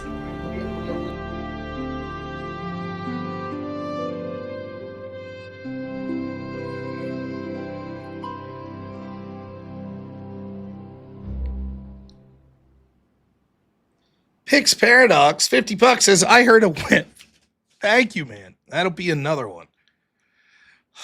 Jason Malgren, $10 says, you should do an endurance stream one night. Keep playing Disney Whip and see how many times you have to play it before Avarice taps out. Avarice is like, I've explained this before. I feel like our military should take his blood and give it to our soldiers so they have unlimited energy. I feel like my electricity would go off before fucking Avarice stopped. Abby, $10 says, I caught Avarice's first Saturday stream today. It was good. Yes! I missed it, but I was aware that it was going to happen. You should check it out. Avarice, where can they watch your Saturday streams? Yeah, it's at my YouTube channel, Lost to Avarice. Jake Varr and I are doing a duo kind of morning coffee hour stream called Covert America, where we're dissecting certain companies, media, and things like that that are kind of anti-American or removing American jobs. And what time you're planning on doing it every Saturday? What yeah, time? we do it every Saturday. So it's 7:30 Pacific, 9:30 Eastern. Okay. There you go. I put the link in the chat, so make sure you thank you, check it Rob. out. Go give him a sub. All right. Now, truth be told, I now owe 1 on YouTube. I also owe 8 fucking songs. I got to get paper. Over on Rumble. Fucking 8 songs.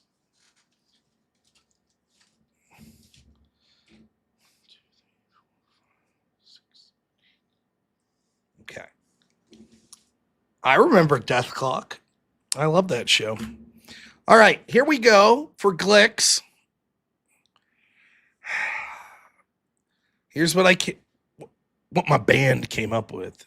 Ready? All right. Version 1. Here we go. This is Elmo Death Metal.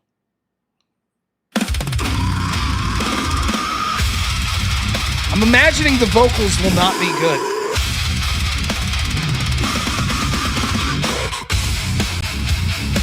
Where there's a whip, there's a way.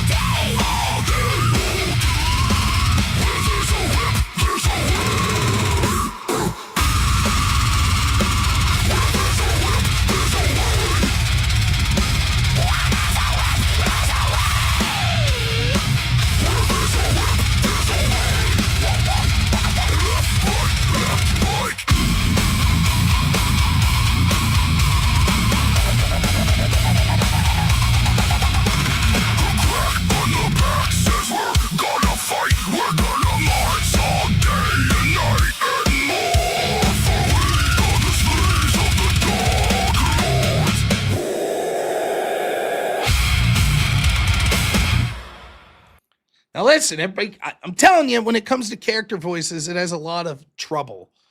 The high-pitched one, it did sound like Cookie Monster and Elmo a little. But, all right, that was version 1. Here's version 2.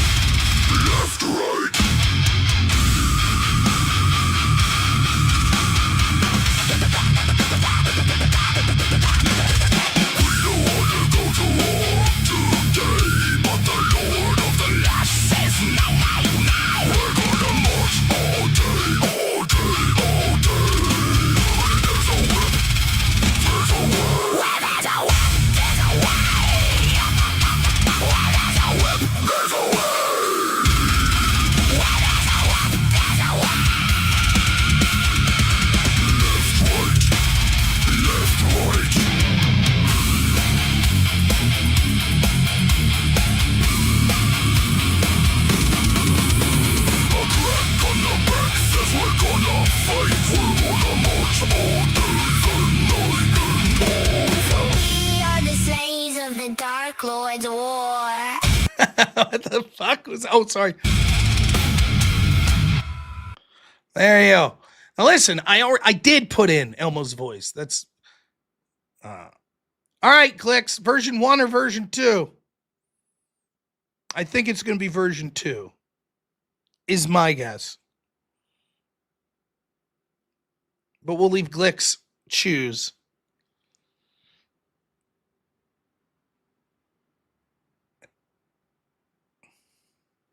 Oh, Real Madrid says 1. Okay, Glicks, you're choosing. You paid the money. Oh, he picks number 2. Well done. All right.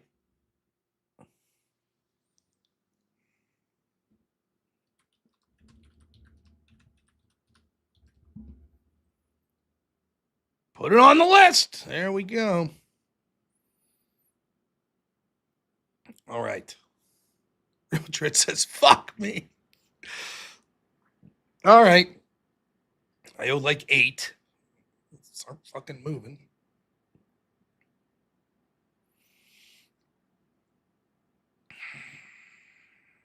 Okay.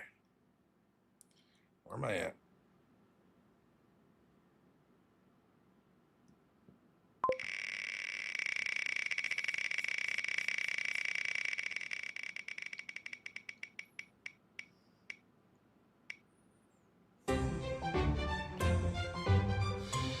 What the fuck is Looney Tunes Fairy Ninja?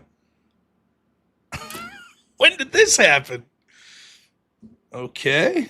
I don't remember this.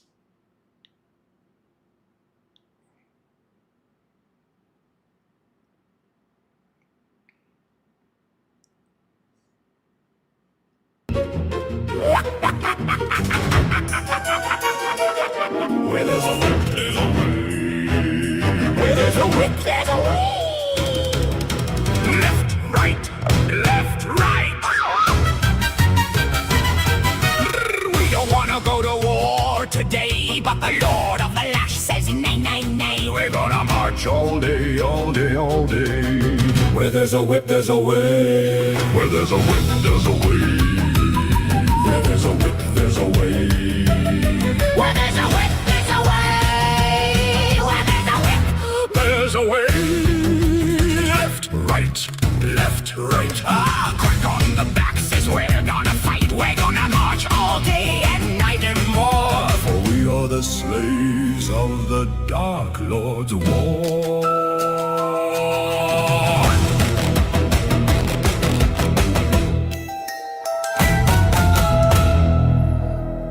All right. MT Alex says that was created a few weeks before my vacation. I don't remember that one at all. There we go. 1 in the books. Yeah, sorry, Crucible Crusader. Light emo too. This could be the second show in a row that Rumble crushes YouTube. YouTube's like $400 back. Unreal. Oh, my computer keeps doing this thing I hate now with the new update. Where there's a whip, there's a way. Where there's a whip, there's a way. We don't want to go to war today, but the Lord of the Lash says, nay, nay, nay. We're gonna march all day, all day, all day. Where there's a whip, there's a way.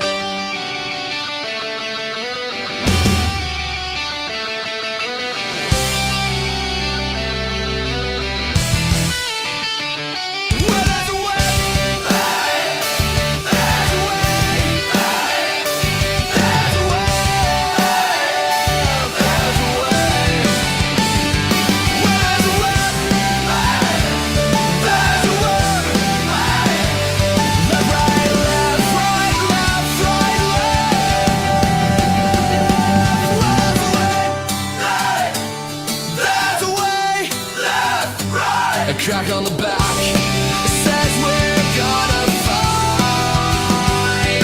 We're gonna march all day and night and more, for we are the slaves of the Dark Lord's war.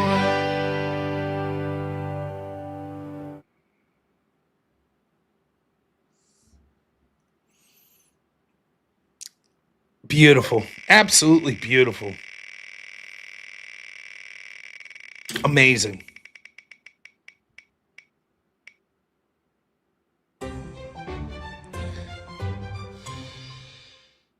How the fuck do I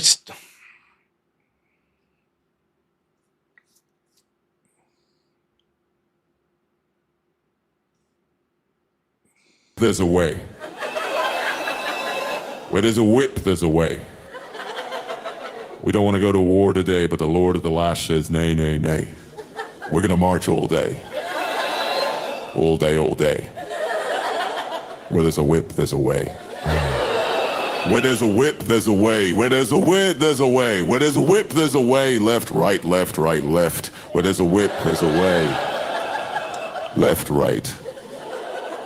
A crack on the back says, we're going to fight. We're going to march all day and night and more. For we are the slaves of the Dark Lord's war. I missed this one. Truth Revolt, $10 says, you should get the clip from Aliens Resurrection where Ripley's clone says, kill me, and play it every time you have to do the Disney whip because that's what you look like. That's what I feel like. Soda Master Chef says, this Miss Ava Rice character is very graceful. Of course, that one didn't count because it was under a minute. Ugh.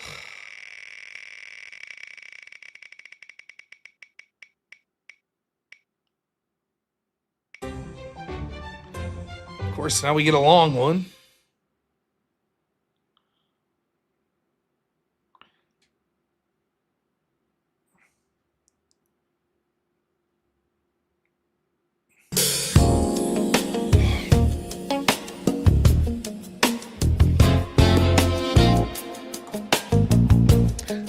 This is the sound of Rumble relaxing as they've crushed YouTube again.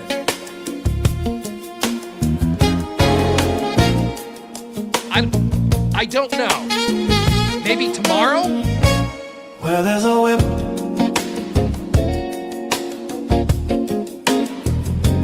There's a way. There's a whip.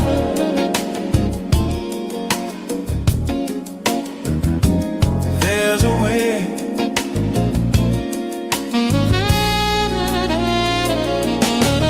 We don't wanna go to war today,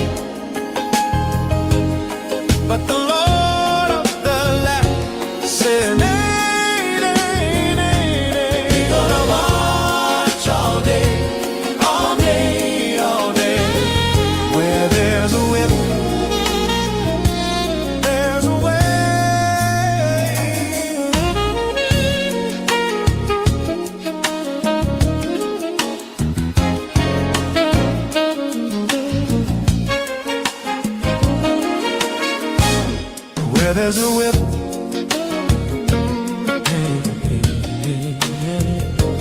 There's a way.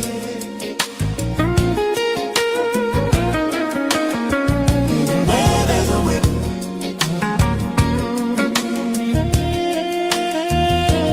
There's a whip.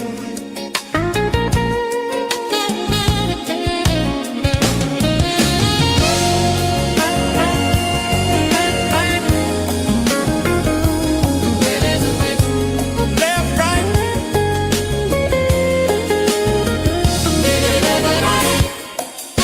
A crack on the back says we're gonna fight. We're gonna march all day and night and more. For we are the slaves of the dark. Lord, Lord's war.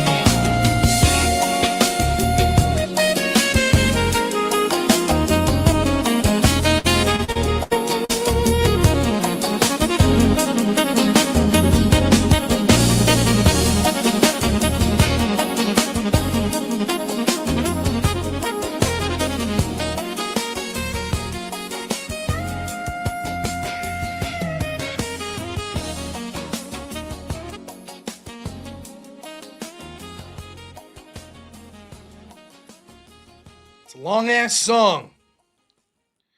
Ah.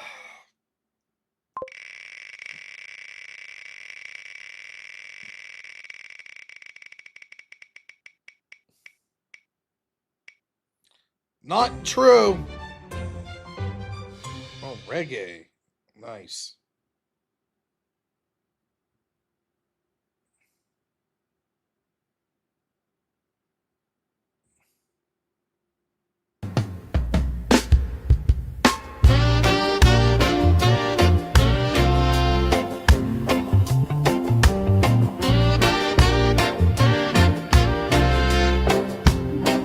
Where there's a whip, there's a way. Where there's a whip, there's a way. We don't wanna go to war today. The Lord of the land says, nay, nay, nay. We're gonna march all day, all day, all day, all day. Where there's a whip, there's a way.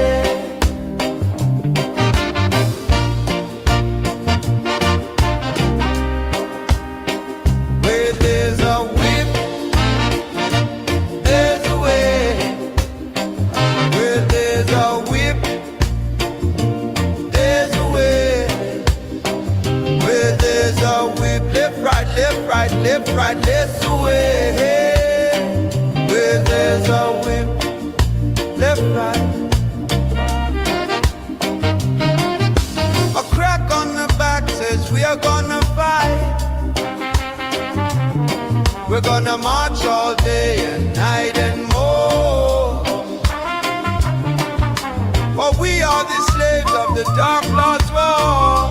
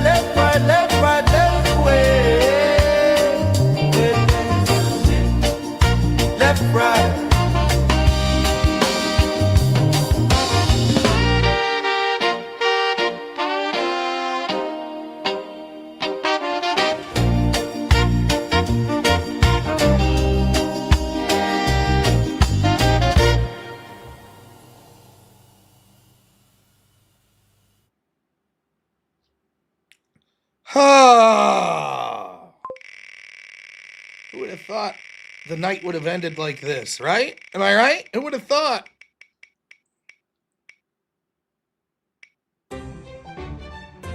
Yeah, Polly Shortcuts gets it. Flamboyant. Whee!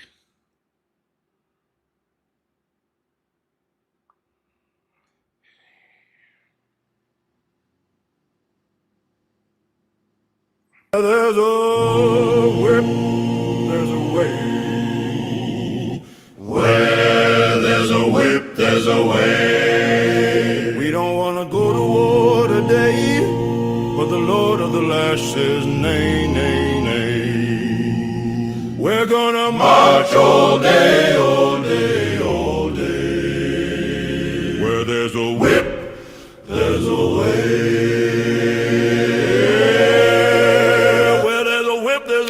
There's a whip, there's a way. Where there's a whip, there's a way. Where there's a whip, there's a way. Where there's a whip, there's a way. Where there's a whip, there's a way. Left, right, left, right, left. Where there's a whip, there's a way. Left, right.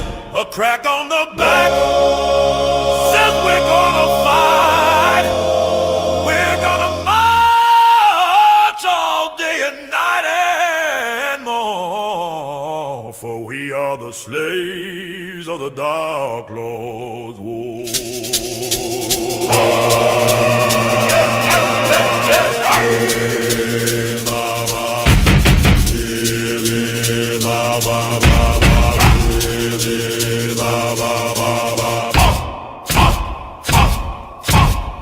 Where there's a whip, there's a way, left, right.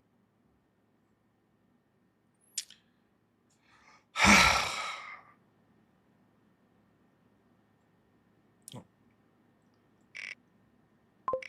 still don't understand why that one's flamboyant. I don't know.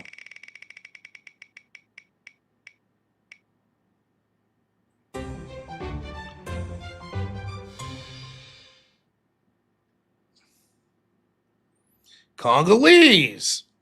Ethnic. Nice. Where there's a weep, there's a way. People up. They'll never know. Yo compte na tête ma force à la chérie. Cherchez mon chum. J'avoue comme ça sans gros basse right. Where there's a whip, there's a way. There's a whip, where there's a whip, there's a way. There's a whip, we don't wanna go to war today, but the Lord of the Lash is nay, nay, nay. We're gonna march all day, all day, all day, all day, every day. Where there's a whip, there's a way. Where there's a whip, there's a ride. Bueno, Dios adek, yo pondado la nimbe, atenukina, mante bomo, sine nikisat, yenpa. Where there's a whip, there's a way. Where there's a whip, there's a way.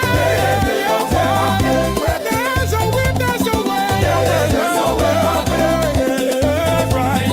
Where there's a whip, I'm from God, voices are ready and attack. There's a whip, come back on the way, 'cause I'm ready to fight. For we are the slaves of the Dark Lord's war.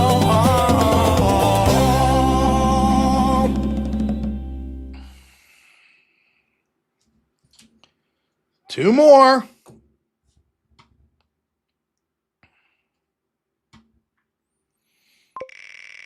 Ugh. Very gay, sorry. You don't have to apologize to me. I think they all suck. Oh, wow.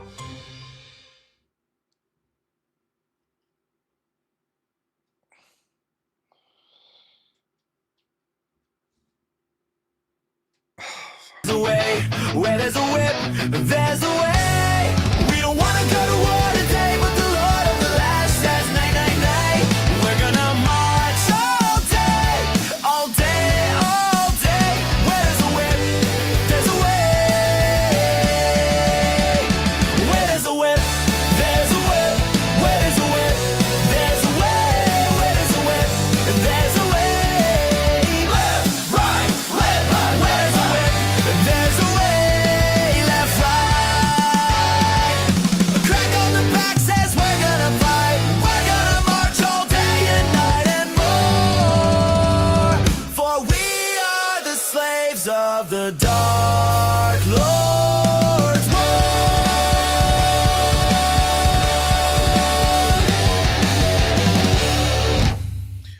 wasn't quite a minute. Fuck. Ah! Fucking hate this shit. Let's go.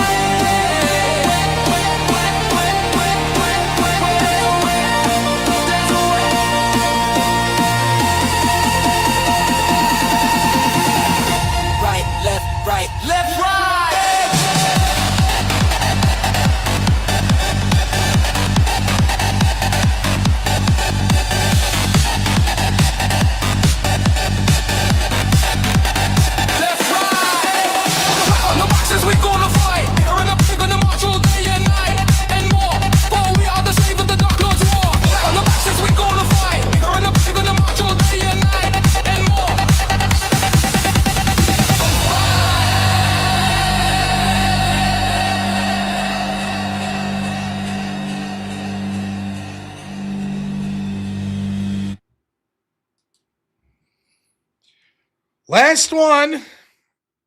Yeah, it's a smile. Yeah.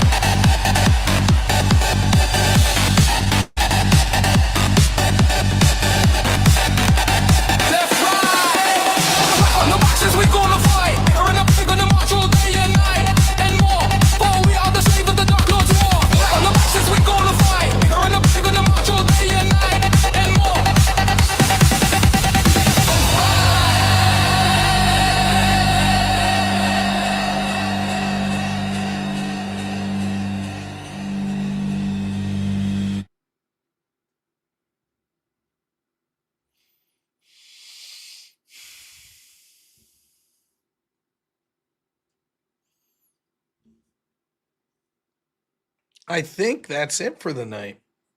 Rumble takes a crushing victory over YouTube. And the best part is, terms of service won't even allow YouTube to push back in an appropriate way. Bakester, $10 over on Rumble, says that sounded like 57 seconds. Fuck you.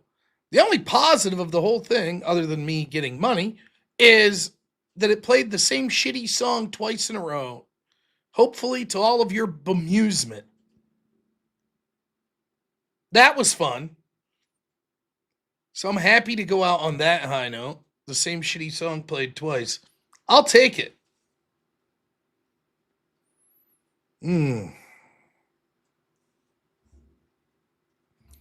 There's no bylaws that suggest. There have been suggested bylaws, which I've summarily rejected. It is a dictatorship around here. I just generously abide by my own laws that I've set. And we are not instituting the law that says you can't have repeat songs. Bullshit. Some nights, like Friday, we played like 50 songs.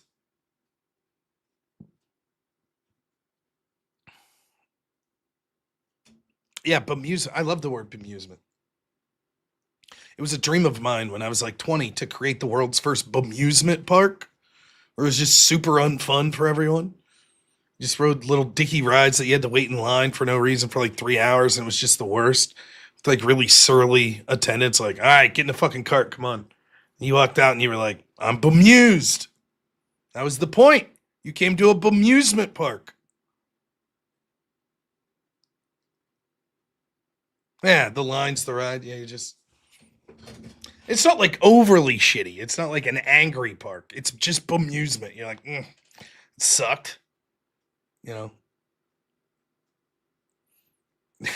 Trifecta of yacht. Yeah. If you guys make me a billionaire, I promise I'll build a bemusement park. There like won't be any bathrooms. You'll be like, what the fuck? What is this? And all we sell is flat soda. I'm still waiting on the gazebo. Yeah, me too. Oh yeah, $54 more for a community whip. Otherwise, that's gonna do her for the evening, I think. Now let me check. I think we are rating over to only Mr. Bill this fine evening. We'll see how Bill's doing. Second floor attic gazebo. Yeah. I have to say, I'll be interested to see, can Rumble sweep all week from Friday to Friday? They won Friday. They've convincingly won on Sunday. Convincingly. Truth Revolt. First review of Rob's Amusement Park. It insists upon itself. Absolutely. Thanks for the 5. No,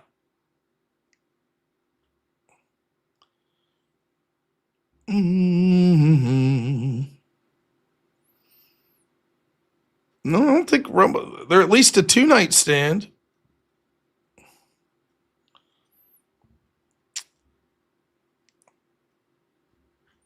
Rumble crushing it. So tomorrow night, 8 o'clock,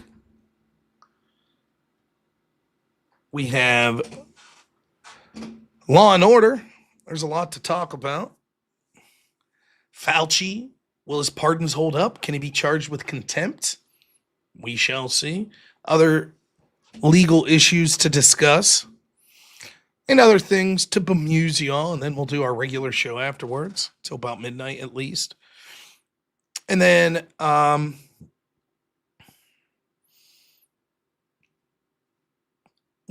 me check this. Come on. What is this? This fucking bullshit. How do I shut this shit off?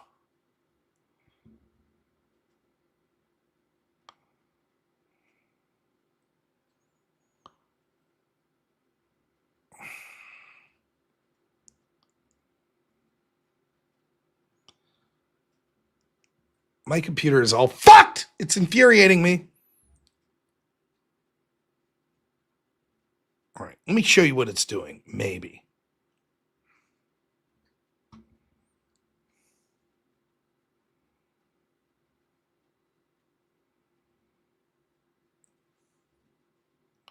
Okay, now watch this. I go down here and I click like this, the date. What's this shit? Why does this keep popping up? Or I click like down here at the bottom to bring up music files. Watch this. It pops up with this shit. What is this shit?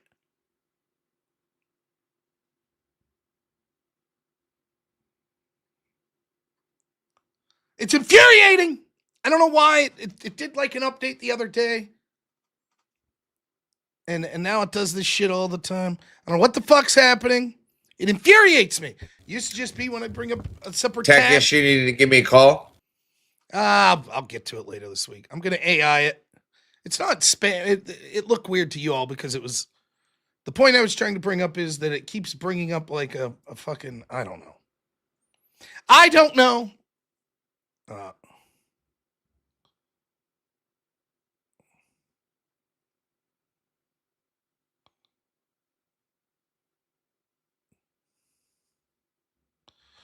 All right.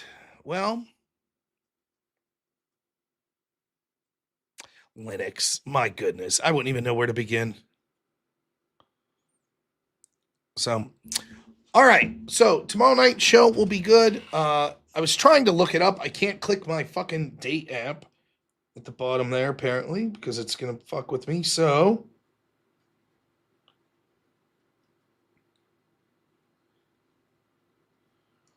I do not believe I'll be streaming Friday or Saturday because I'm leaving on the 7th. I have a flight to go down to Dallas to do an in-person debate on Brandon Straka's channel. More details to come here later in the week, but it's going to be me and Rachel Wilson versus Alex Stein and 2 other people. Abby, $10 says Caleb requested the Juiceberg. Tell Caleb to send some fucking money in, the cheap bastard. Always wants to juice.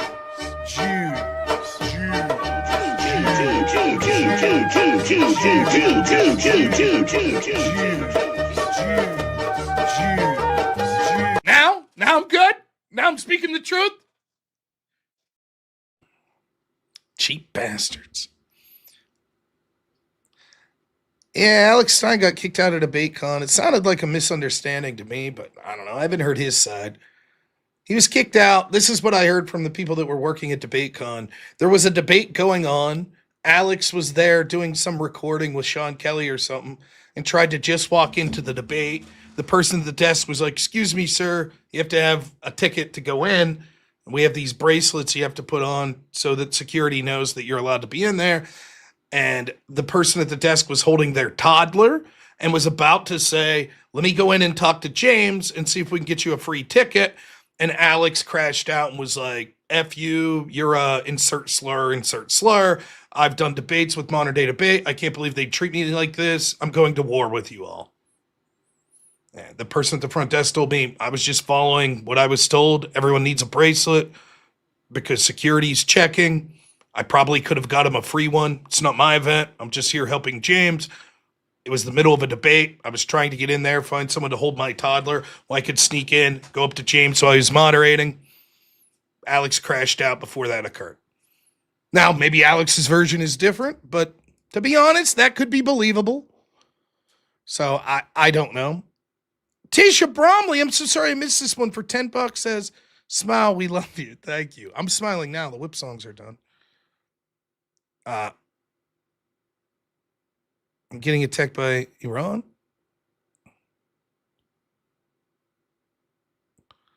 No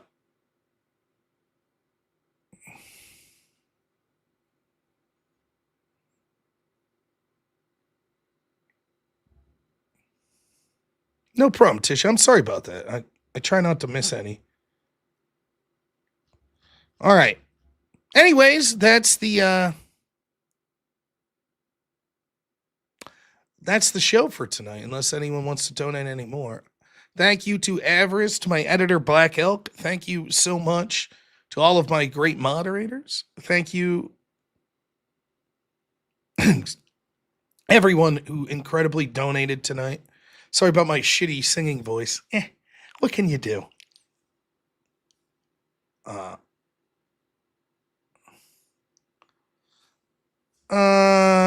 don't know about that. I don't think so, Glicks. I think we got 200, 150, 500, 155. You're $85 away from a whip song on Rumble.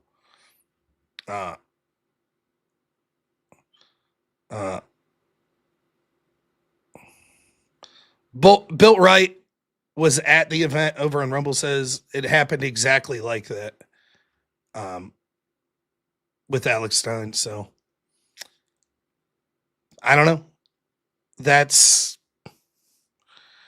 what I heard. And from a believable source. I don't think that the James and the crew at Modern Day Debate, oh shit.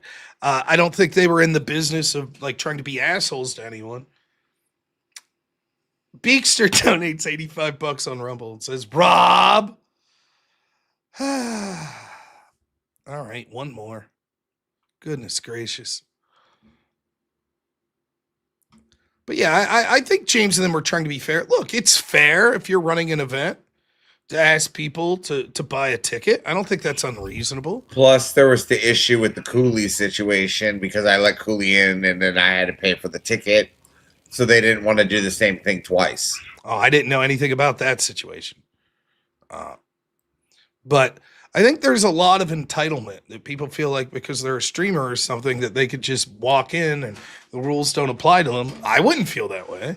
If I just happened to be in town for something else and was like, man, fuck it, I've done debates on Modern Day Debate. I'm just going to walk in and do as I please. I would expect James to be like, no, man, it doesn't work that way. Like, would be how I would look at it. So, anyways, let's spin this stupid wheel. Death Meadow Elmo. There's already people cheering for Death Meadow Elmo. How about Russian folk?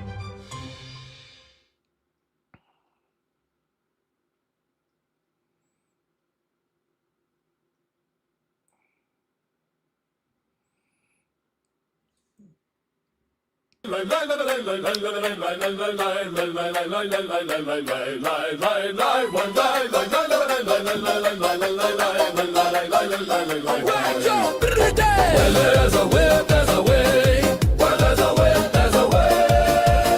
don't wanna go to war today, but the Lord of the Lash says nay, nay, nay. We're gonna march all day, all day, all day. Yeah, cry, there's a whip, there's a way. Where there's a whip, there's a way. Where there's a whip, there's a way. Left, right, left, right, left. Where there's a whip, there's a way. Left, right, left, left, right.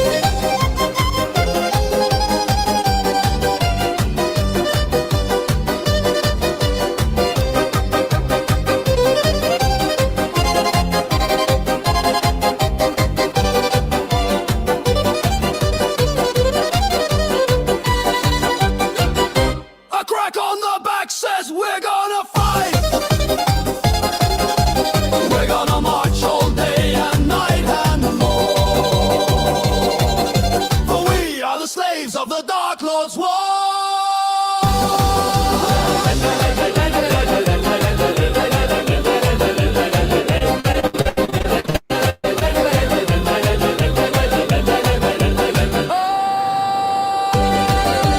Where there's a whip, there's a way. Where there's a whip, there's a way. Left, right, left. Where there's a whip, there's a way. Left, right, left. Right. Left, right. Left, right.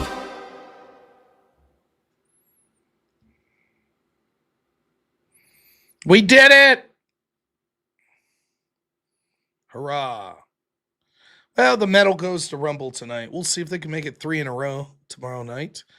Like I said, I'll be back at 8 p.m. Eastern tomorrow evening for Law and Order. And then, I also will probably, I haven't talked to anyone about this, but my guess is I'll be doing the extravaganza as well. So that'll be 5:30 Eastern time over on Rumble, on the Crucible's Rumble channel. So 5:30 Eastern time, Crucible's Rumble channel. It'll be me on the extravaganza. Not sure if Andrew will be joining me or not. And then 8 p.m. Law and Order. So big day of videos tomorrow. Oh, look at that. Daniel Grave.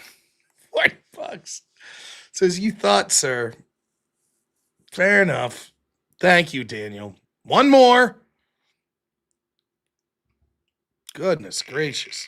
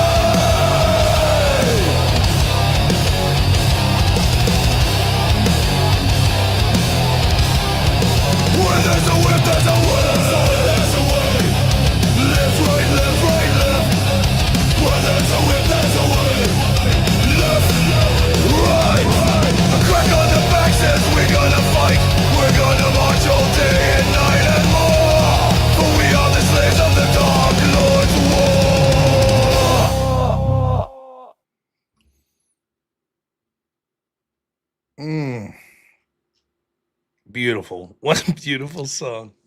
Hey, we're only $300 away on YouTube from another Disney song.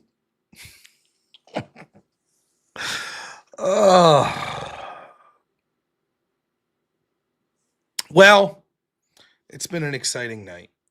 I'm speaking now, whip songs, yelling about Trump, pissing off one of the longtime supporters because I criticized Trump. My bad. Shit happens. It's weird how that works, huh? Super weird.